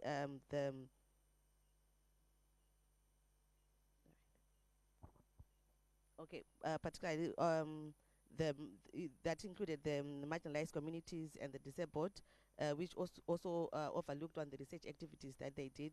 And this also had a negative impact with regards to the quality of the research that was being done. And then there was also absence of documented practical guidance for the research institutions to ensure that they integrate GEI within their activities, and also insufficient training to capacitate the research institutions and the researchers, the reviewers, to ensure that they integrate GEI within their activities. So our project goal was to mainstream GEI in the research ecosystem of Zimbabwe. And then our activities, we had 3 activities. That was the development of the GEI mainstreaming toolkit, the training and capacity building workshop, that was for the staff and the other research players, and the monitoring and evaluation framework implementation. So getting deeper to the development of the GEI mainstreaming toolkit, the background that informed this development of the GEI mainstreaming toolkit was to ensure that we create a comprehensive toolkit that would provide practical guidance on the institutions on how they can integrate GEI within their research practices. And the development of this toolkit was informed by the extensive stakeholder consultations that we did in all the provinces of Zimbabwe with all the research institutions that we have, particularly the universities, the polytechnics, and the vocational training centers that are in the higher learning institutions. And then this engagement with the participants also provided us with a diverse background of the assumptions of what the institutions had with regards to the GEI, and the areas that they lacked skills in how they can integrate these GEI issues. And then, so the purpose of this gender mainstreaming toolkit was to make sure that we provide a framework or practices, or rather a set of tools that all these institutions would then use to ensure that they integrate the GEI within their research practices.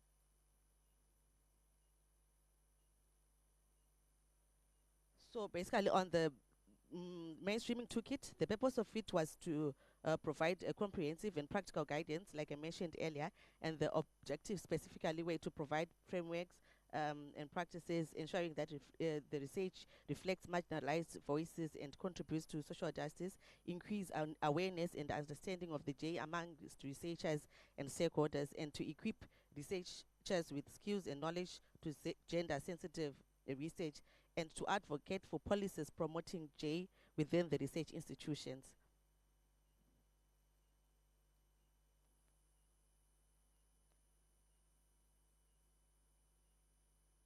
Okay, so this is the targeted audience for the gender mainstreaming toolkit that we came up with. These were the research institutions, the institutional and organizational administrators of those institutions, the researchers, the gender activists, the policymakers, development partners in research, in the research landscape, as well as the stakeholders in the research landscape as well.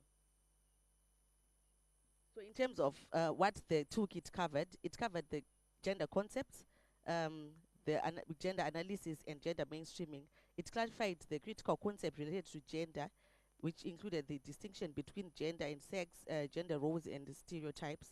And it also discussed on the importance of gender analysis in the understanding specific needs and barriers that are faced by different genders within the research initiatives.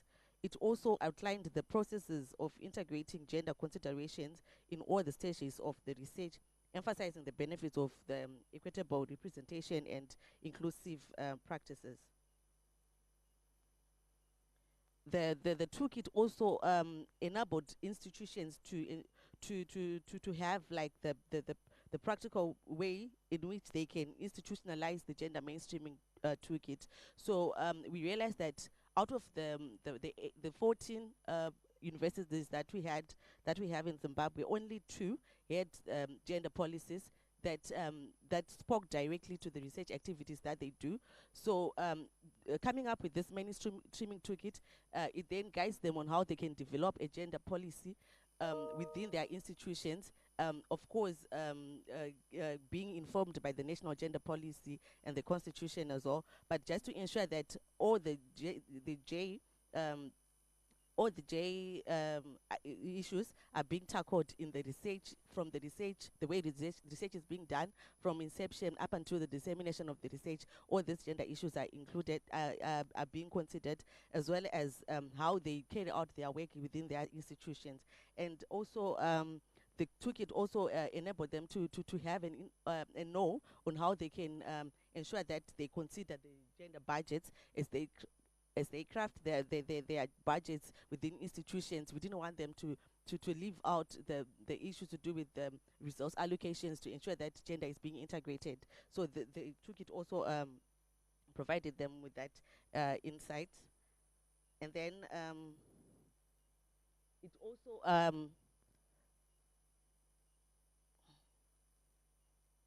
all right. The toolkit also gave them a set of tools that the institution could use to ensure that, to guide them in mainstreaming gender. And these included the gender audit tool, the gender analysis framework, the self-assessment tools, the training modules tools, and the M&E guidelines too, and network and collaboration too. So the issue of intersectionality is also a part of this toolkit, where it explains on the concept of intersectionality itself and its relevance in understanding the diverse experiences within the research context. And then it also discuss on the strategies that they can that they can adopt to ensure that they foster an inclusive inclusivity in research, emphasizing on the importance of diverse methodologies and representation. And then it also guides them on how they can then monitor and evaluate themselves in terms of if they are actually implementing this whole GEI issues within their research projects. And then also give them guidance on how they can conduct capacity building and trainings to ensure that all the players within the research ecosystems have the know-how of how they can mainstream GEI within their research activities. So the next project activity was training and capacity building for the Secretariat of the Research Council of Zimbabwe. So we conducted a training workshop for the RSS staff that was designed to equip staff with the knowledge and skills necessary to effectively integrate GEI consideration throughout the research cycles, from the way we even come up with our call or calls to the up until the reviewing stage and the granting stage. We also wanted the staff to have a know on how they can integrate the GEI issues as we do that. And then lastly, we had a training workshop. This one we then combined it together with the mainstreaming toolkit. We called it the validation and training workshop, where we called all the representatives, the research directors from all the institutions within the research landscape to come and learn and validate the mainstreaming toolkit that we came up with, and also have what they feel the what's left out in the toolkit, and what what else should be included in the toolkit. So these are the pictures of the training that in validation workshop that we had with the research institutions in Zimbabwe. And then the last project activity was the motor and the evaluation framework implementation, which we thought this is going to be a continuous process, because we do not want this to end here. We would want institutions to keep on evaluating themselves, ensuring that GEI is being considered in all their research activities. So last but not least, this is the draft, or rather, it's actually quite final. The gender mainstreaming toolkit for the research landscape of Zimbabwe.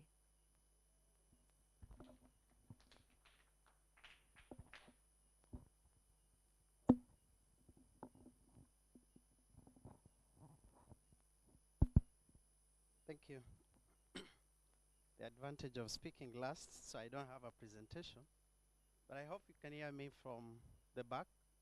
Thank you. So my name is Titus Kisangao. I work for National Research Fund, Kenya. Our team, we worked with Faith Wahungu, whom I used to come for these meetings with. However, she has moved out of NRF to another organization within the government on promotion basis. So, and I think this is one of the projects that helped her move the ladder. So I clap for that. Thank you. I'll tell her. We had Jacob, who is in the resource mobilization. We had also a representation, Dr. Kyoko, in the grants management. I know you have met Kyoko before. We had Lynette, who is in grants management as well, but she moved out of NRF. And we had a representative from the human resource and a legal representative. Though she has also moved, but we have a representation from the legal office and myself in the communication department. So our project focused on enhancing gender inclusivity and intersectionality in the grant making process. At NRF, because I think you have heard, and finding our structure almost the same as all the others. But interestingly is how we work with our researchers, and when we send out calls for proposals and so that they can be funded, we noted that from our data, we had almost 70% being men and 30% being women. And that for us was a challenge. And I feel, and I must appreciate at the onset this program, because it has ignited so much interest into gender inclusivity and intersectionality issues into the research funding processes. And again, it has also created so much problems to us, because now every other time we are receiving requests for funding to support gender training issues. So gender training workshops at different institutions, but we don't have that money to give them. Why? Because why we're receiving is because we focused on majorly on training workshops to enhance capacity on GEI. Working with the researchers in the research institutions and the research and the universities, because those are some of the people that we work with. The other was our staff, internal capacity. So we trained about 30 staff so that they can become our first ambassadors internally. Why again? Because they are the first drafters of the calls before it goes to the reviewers and to the researchers. That was interesting. Now we have a champion team within NRF. Then we went to different regions. Why? Because we wanted to address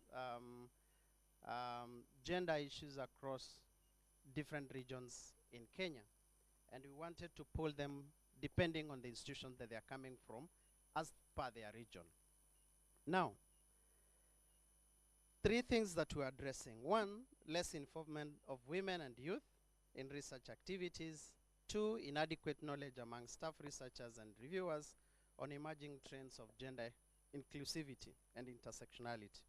And the 3 issue was deep-seated cultural issues extending beyond organizational boundaries.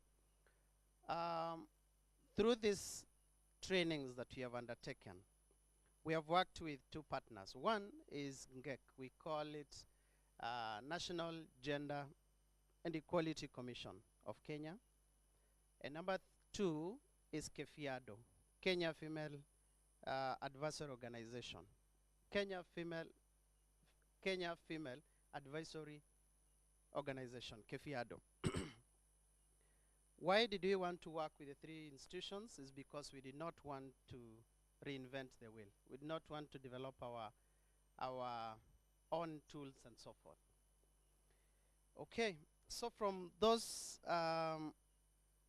trainings that we have undertaken, one of the learnings that we have learned from them is through the increased awareness, the workshop has significantly enhanced understanding among researchers and research reviewers, as well as staff. Integration of GEII in research is very critical, and review process is also very critical. Again, multi-sectoral collaboration. Working with all these institutions as well as government, we have learned that we can get more and we can realize much, because some of the institutions that have interest on gender inclusivity and intersectionality are taking part in the research process. There's quite a number of learnings that we have picked from our researchers, but just to highlight one of the interests is the approach that we had was to bring these researchers and reviewers in one table. And in these workshops, we targeted about 50. When we wrote letters to the head of institutions to send researchers to undertake this workshop, a 2-day workshop, we noted that more women were participating than men. And we asked ourselves, is gender about women? That was one of the questions that was coming out of the research, out of the workshop. And the second one was, institutions were not sending representatives of young researchers. And again, this was a question that we needed to keep on igniting in the research space. And the third one was people living with disability. We had few representation in this. And of course, when we're asking ourselves these questions, we would hear someone saying, the head of institutions felt like it would be hard to get a representative to travel all the way from the institutions to this. But then you ask yourselves, okay, so what do we need to do? These learnings,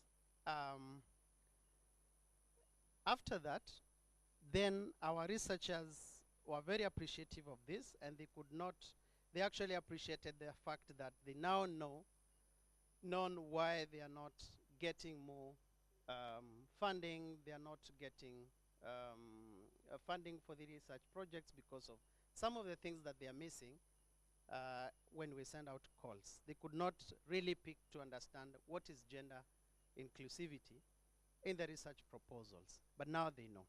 Now, they said, this is a TOT training. How do we now get, because we had like 2 representations or representatives from 1 institutions. The question is, in 1 institutions you have more than 100 researchers. How do you get all the others understanding and getting this training? That's why we are getting more requests saying that our head of institution is saying we have about 120 researchers and we want to take them for a workshop. How can we get support from NRF to support this training? I think that's one of the things that now we are discussing, and that for us has shown that our workshops were very impactful to our research ecosystem in Kenya. Thank you.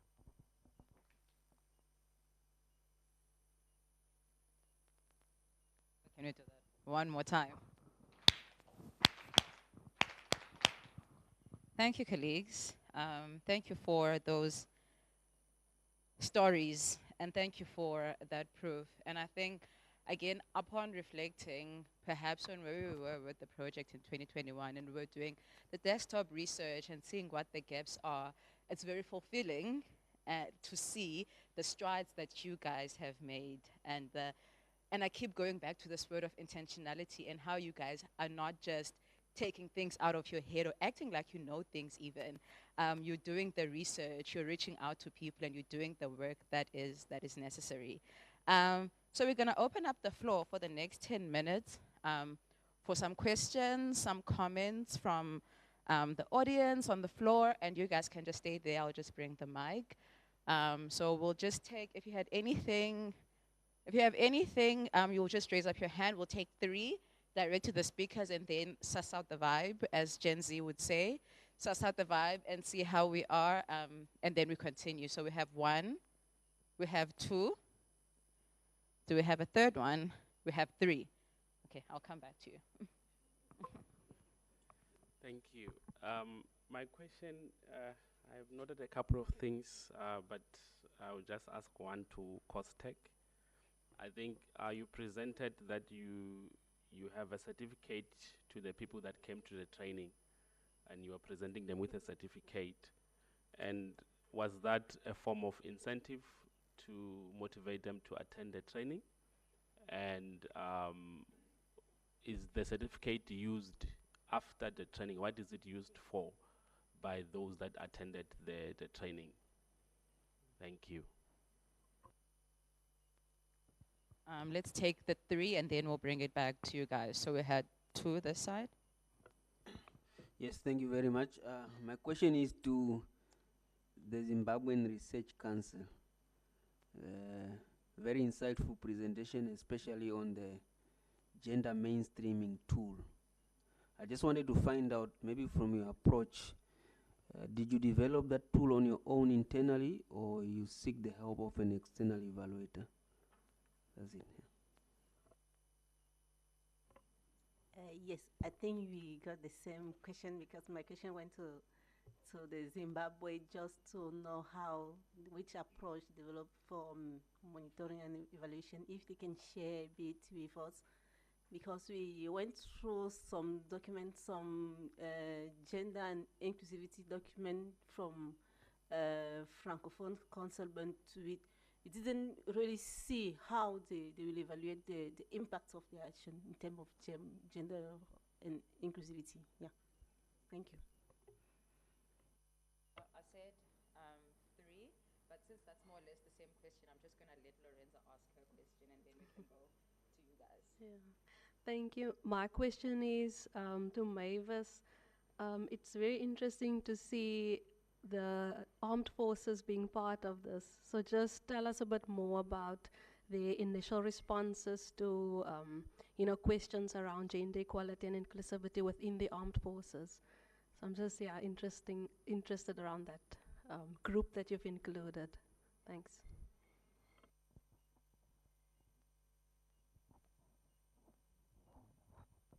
Thank you.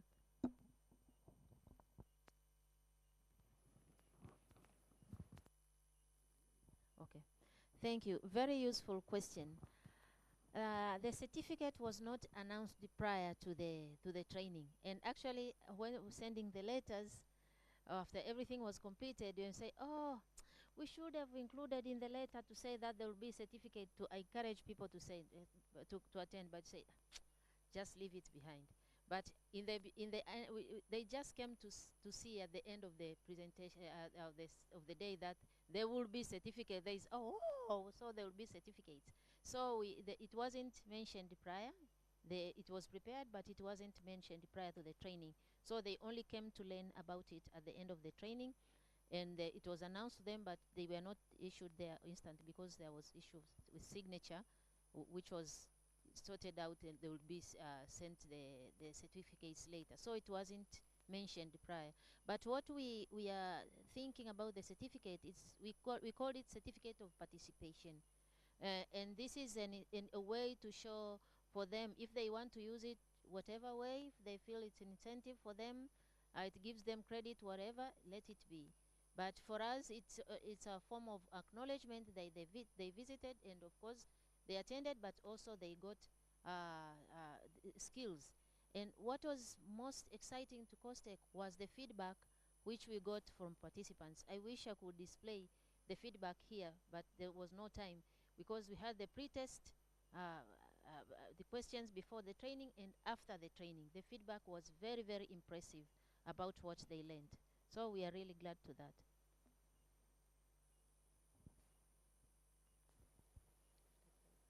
All right. Thank you so much for the question.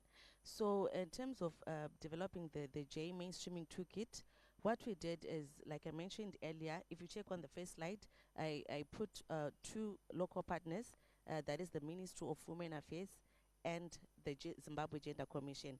The reason why we worked with this is the national gender policy is housed within the Ministry of Women Affairs.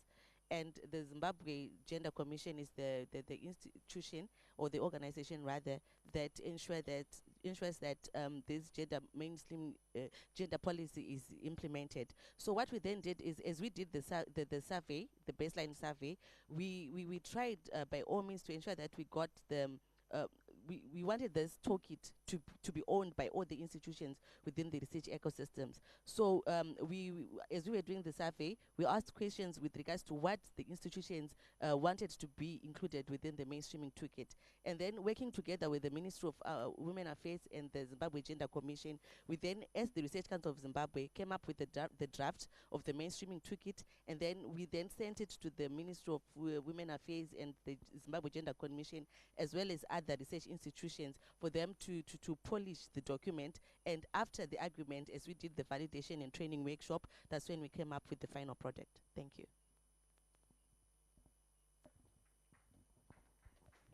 Okay, thank you. So on the question of the armed forces and their participation and their interest, yes, on the first day, he came alone as the research director of the Ghana Armed Forces. We were even surprised that he himself was present because we thought he would send someone usually. But and the next day, he came with his assistant in charge of research, because and he explained to us that he wanted him to really understand. So on our follow-up with them, after we did the training in March or so, so after 2 or 3 months, yes, he said it has influenced their activities, especially when they are selecting the junior officers for training and other things. They have this concept in mind, so they integrate it by looking at how many women, how many men are they bringing on board. People who cannot do things, they think they cannot do things, though they are neglecting them. They try to bring all of them on board, and in their advocacy thing, it's also helping them. And one unique thing that he said was that even when there are people officers who are working in communities and working with people, this is really helping them to train them, prepare their minds when they go to work in their community. So it has really enlightened them. So but we were thinking, oh, for army, what are they doing research? But they are really doing in their training and those things. So these are some of the things they shared with us. I don't know if I've answered you. Yes, not so significant because the training is not so long that they do, but at least they are doing minute things, integrating some of them in their work. Thank you.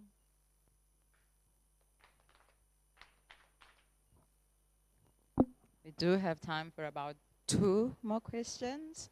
So do we have anything else from the floor?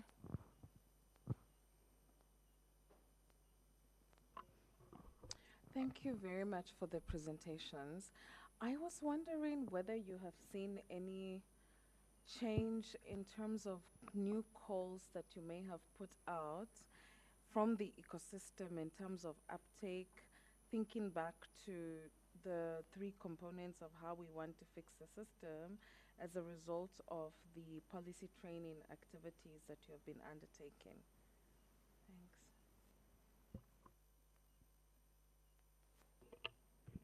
Thank you very much for the presentation. My question goes to Thomas.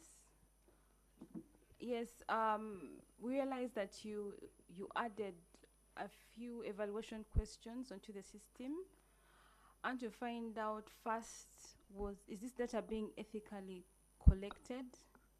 Is it a registered study that you can publish the results?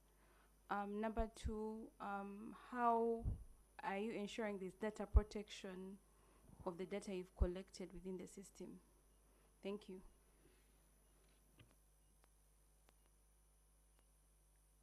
Do you need her to repeat it? Oh yeah, okay. Do we have anything else on the floor? If not, I think okay, we have Dauda.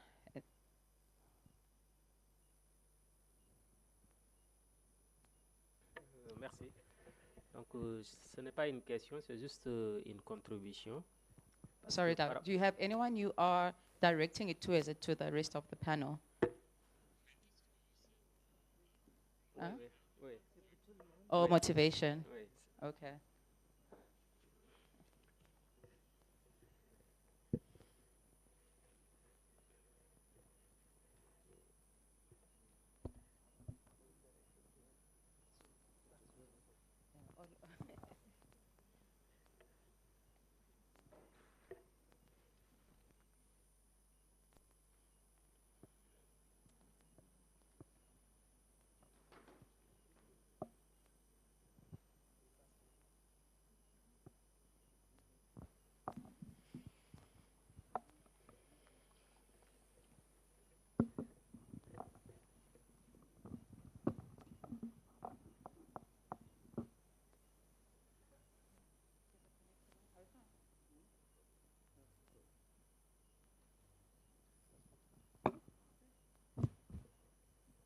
Okay, please go ahead, Dauda. En fait, c'est par rapport au certificat. Donc, je pense que puisque notre objectif, c'est d'impulser un changement pour une meilleure prise en compte de la dimension genre dans l'écosystème de la recherche et de l'innovation, donc on ne doit rien négliger. Parce que par rapport au certificat, je vais donner un cas qui concerne le Sénégal. Donc, lorsqu'on élaborait notre politique nationale de recherche et d'innovation, des structures de recherche avaient désigné des représentants au sein de ce comité-là. Et que notre erreur au départ, c'était on n'avait pas prévu des attestations ou bien des certificats à la fin de l'élaboration de la politique. Et que cela nous a rattrapés, puisqu'il y avait certains participants qui, après l'élaboration de cette politique, nous réclamaient des attestations. Parce qu'ils utilisaient ça pour passer au CAMES, au Conseil africain et malgache pour l'enseignement supérieur. Donc c'était juste ça, puisque notre objectif c'est d'impulser un changement, on ne doit rien négliger. Parce que les chercheurs peuvent utiliser ces certificats-là dans leur carrière, ou bien pour enrichir leur CV. C'était ça, merci.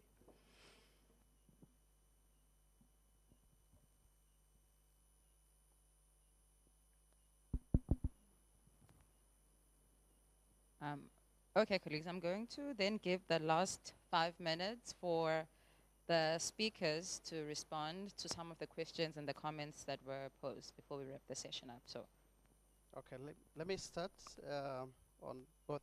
I think I'll take two. I didn't hear the last question that side. I don't know whether it touches on me, but my colleagues will. First is on certificates. Yes, for us also in Kenya, we are giving certificates, 2-day certificate for participation. And of course, the use for this is the trainers of trainers that we participated in our workshops. The certificates would help them, more importantly, when they are being called to be gender leads in the institutions, as well as some of the expressed concern that some of the calls that they participate in requires them to show proof that they have participated in gender trainings. And I think this is from experience on GAC requirements. Second thing is on the change that we may have seen, and I will take this from Kenya's experience. We have two calls that now are under review, and we were deliberate to check. One was focused on AI, and the other one was on, it's an upscaling call that we send out. We were deliberate to see whether there was change, and yes, there was. When we were doing reviews, we looked at who were represented in the applications. And we noted all the institutions that participated in our trainings, especially the first, second, and the two trainings that we undertaken. They had representations of women in the application, and they had representation of youth, and they had deliberate representation of people living with disability from their institutions within their call applications. And for us, this was an acknowledgement that our training was impactful, because when heads of institutions are deliberate to ensure that there's inclusion in the research team in their proposal, then this is an achievement. So for us, all applicants from institutions that we trained expressed gender sensitivity in the applications. So thank you. All right. So thank you. In response to the certificate, yes, Ghana, we also issued certificates, just that I didn't show. And the manual, we also had it complete, and then we shared with participants. So every participant that came, we shared, and we also made conscious effort to share with other researchers, those who we think they will need for their work. We also shared the manual with them. But those who participated, they had their certificate. And on the effect, whether it has reflected in our application, since we started this project journey, there has been conscious effort to encourage applicants through our call that we issue to be sensitive to gender issues. And we have seen it, and it is in our calls that we testify to that. Thank you. Thank you. Yeah, my contribution is the response to the question asked by Doroth about the impact in the call. I would say in terms of COSTECH, I see the change internally, but also a change from the stakeholders that we are dealing with. Internally, because after the training we had, after the training on GEI that we had there was this award inception meeting for the awardees for those who had qualified to get the grant. In all previous processes, COSTECH has had some sort of gender training, but this was only emphasizing on women and men in presentation of the research teams. But during this year's inception meeting, I think there was it was taken even deeper to consider intersectionality. I was personally invited to as a trainer in the inception meeting. It was a whole week training to the inception, to the grantees, on what to include, on how to ensure that the inception reports are well and really realistic. So I was there for the whole week, and I gave presentations. I was there for consultations. Researchers would ask, okay, for the case of my proposal, how would I do this? They will present their proposals every stage they go. They will present, and I would have time to reflect and say, for the case of proposals, I find this and this is not, be rectified. This could be changed. This could be improved. So at least internally, I've seen that there is the issue of GEI has been taken rather more seriously by making sure that the gender team, not only myself, but the GEI team, is there to provide guidance in developing the inception reports. But also internally, externally from the stakeholders that we are dealing with, For those trainees, those who attended the training both online and physically, they will say, now we know why we don't get some of the proposals that we apply in different institutions, not only from COSTECH, but other sources. That's why we miss the proposals. So I think we now know how to address this in our proposals. But also there was quite a number of participants who say we want to call COSTECH to help us improve our proposals in the future. And also, as I said earlier, I started getting emails for people calling to improve their proposals. Thank you. Thank you so much, colleagues. I am very cognizant of time as a very strict captain, but I am also aware that Thomas didn't get to say something. So we'll have one last response from Thomas, and then we'll close up the session. Mine is just on the impact. We have talked much about the certificates, but the impact for our training so far, as for National Commission for Science and Technology, we have trained reviewers and the staff. Our director for administration is on my neck every day that we have to consult. We have our office is very close to the Ministry of Disability, but when we are doing our course, we don't involve them. So the director says, no, from now Thomas will be involving them. So we have an appointment with the ministry to how can we co-opt to them in terms of when they are developing the course. So that's an impact from the top management of our office. It says that they want to integrate these GEI issues before it's too late. So there's that impact already going on in my office. Thank you. Thank you so much, Thomas. Can we please give the whole panel that was a lovely session a round of applause? Thank you, colleagues. Please feel free to leave. So I know I said I'm a very strict captain for today, but you know what makes a good captain and not necessarily a strict captain is taking directions. So the directions that have been given me today is that we are being cognizant of time and the fact that people traveled and we're catching up on emails, or we have to catch up on emails. We will be skipping the next session, the GEII activities across science granting councils, which is listed on your program. We will move that to tomorrow. So for today, this was the last session. After this, we can have tea, and then we will get more information from Lorenza on what the evening program looks like. But thank you, colleagues, for that. And I think some of the themes standing up for me is how you guys are creating content for context.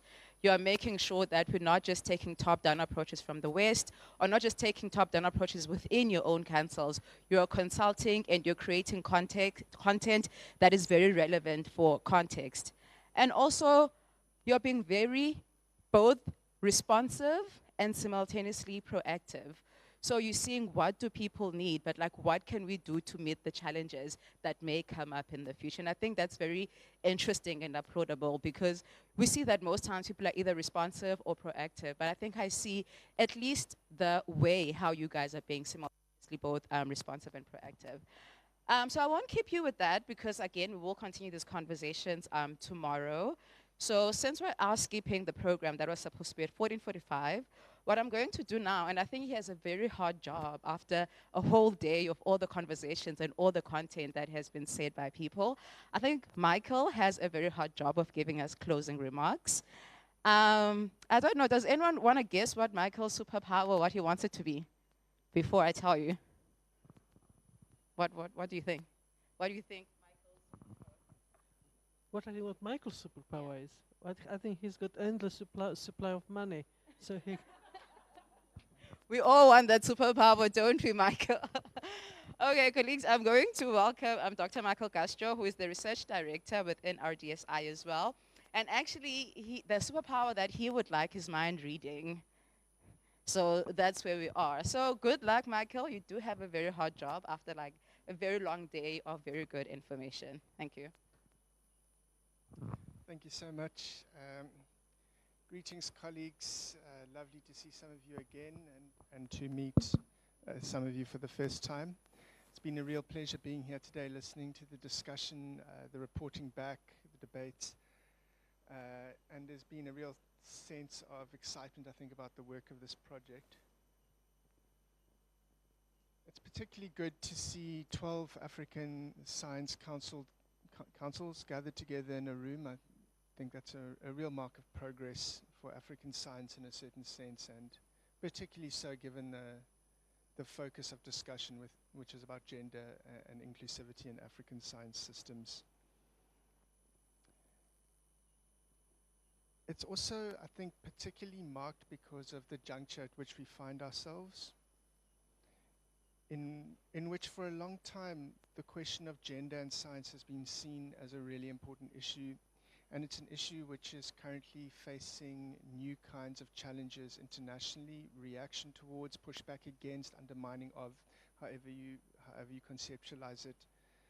And it is a good time for those that are advocating for diversity, equity, and inclusion in African science systems to come together and to discuss ways in which these fresh challenges can be effectively met and countered.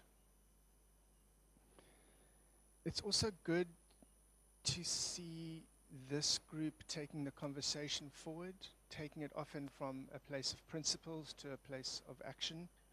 It's very encouraging.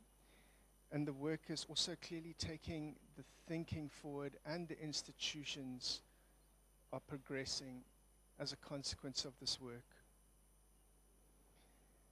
And it's additionally encouraging for me to observe the role that Africans are playing in speaking to each other, in working together, but also playing a role on the global stage, because this question isn't just about Africa, it's a global issue. We've seen it play out in the, for example, the G20 spaces in which we work.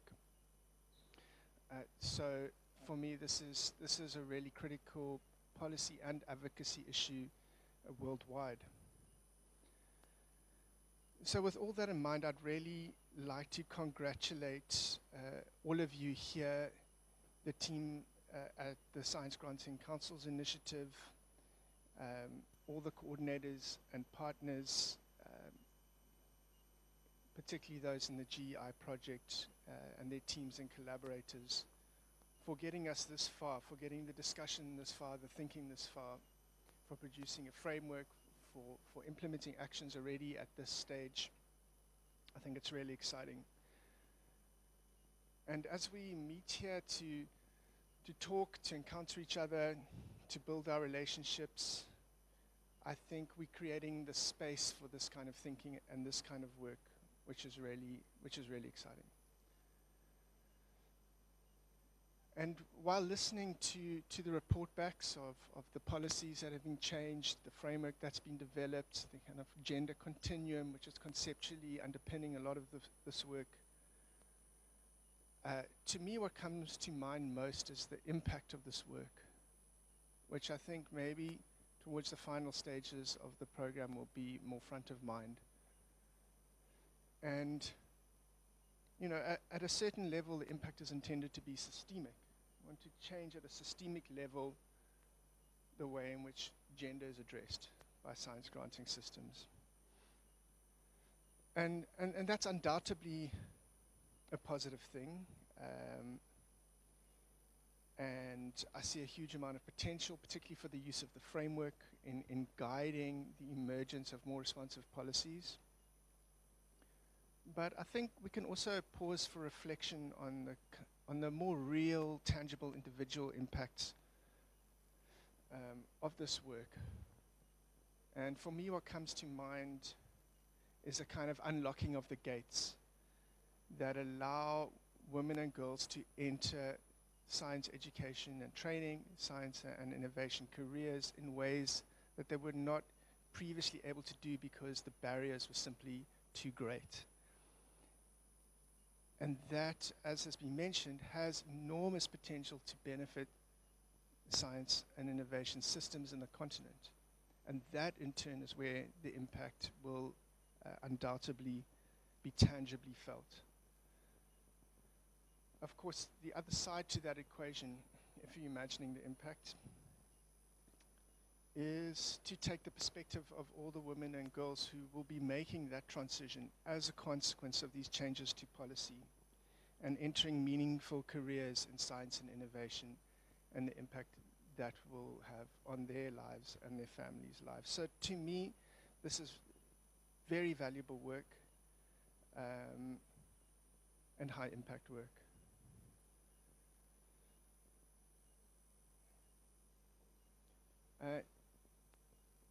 Yeah, with that, I have no further comments other than that, and I'd lastly just to thank Lorenza for coordinating and leading on this. Thank you.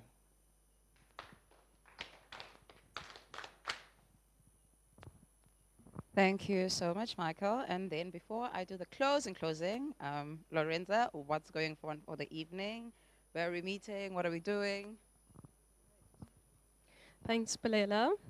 So in terms of reimbursements, Zinzi will be handling reimbursements for visa, and that applies to specific people, and I think you know who you are. So Zinzi will approach you. Ben Alton has sent you an envelope with your name on, so Zinzi will find you.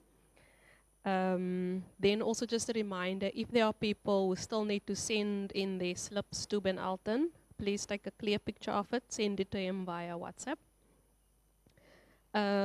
For later on, so we've got almost 2 hours for a bit of rest and recharge.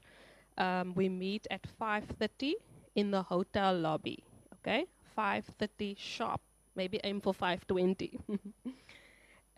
The bus will make a quick stop at the Atlas Spice Shop, where we'll see some of the nice colorful houses of the Boerkaap. You can stop and take a picture. Maybe Robert will try another group picture if we get it right. So we'll spend about 10 to 15, say 15 to 20 minutes to be realistic. There, people can take their own, Instagram shots and whatnot. And then from there, we'll move to the restaurant, the Boerkaap Kombuis, where we have some nice Cape Malay cuisine. There's no formal program. It's just for us to enjoy each other's company and eat some very good Cape Town food. Thanks, Pelela. Thank you, Lorenza. Colleagues, there was no Titanic today. The ship didn't sink, and for that, I would like to thank all of you. I started off the day by saying good morning in all the languages that Google Translate would give me. And so I think I would be completely remiss if I then don't say thank you in all of those languages. So I'll start with the most widely spoken language in Africa. What is that?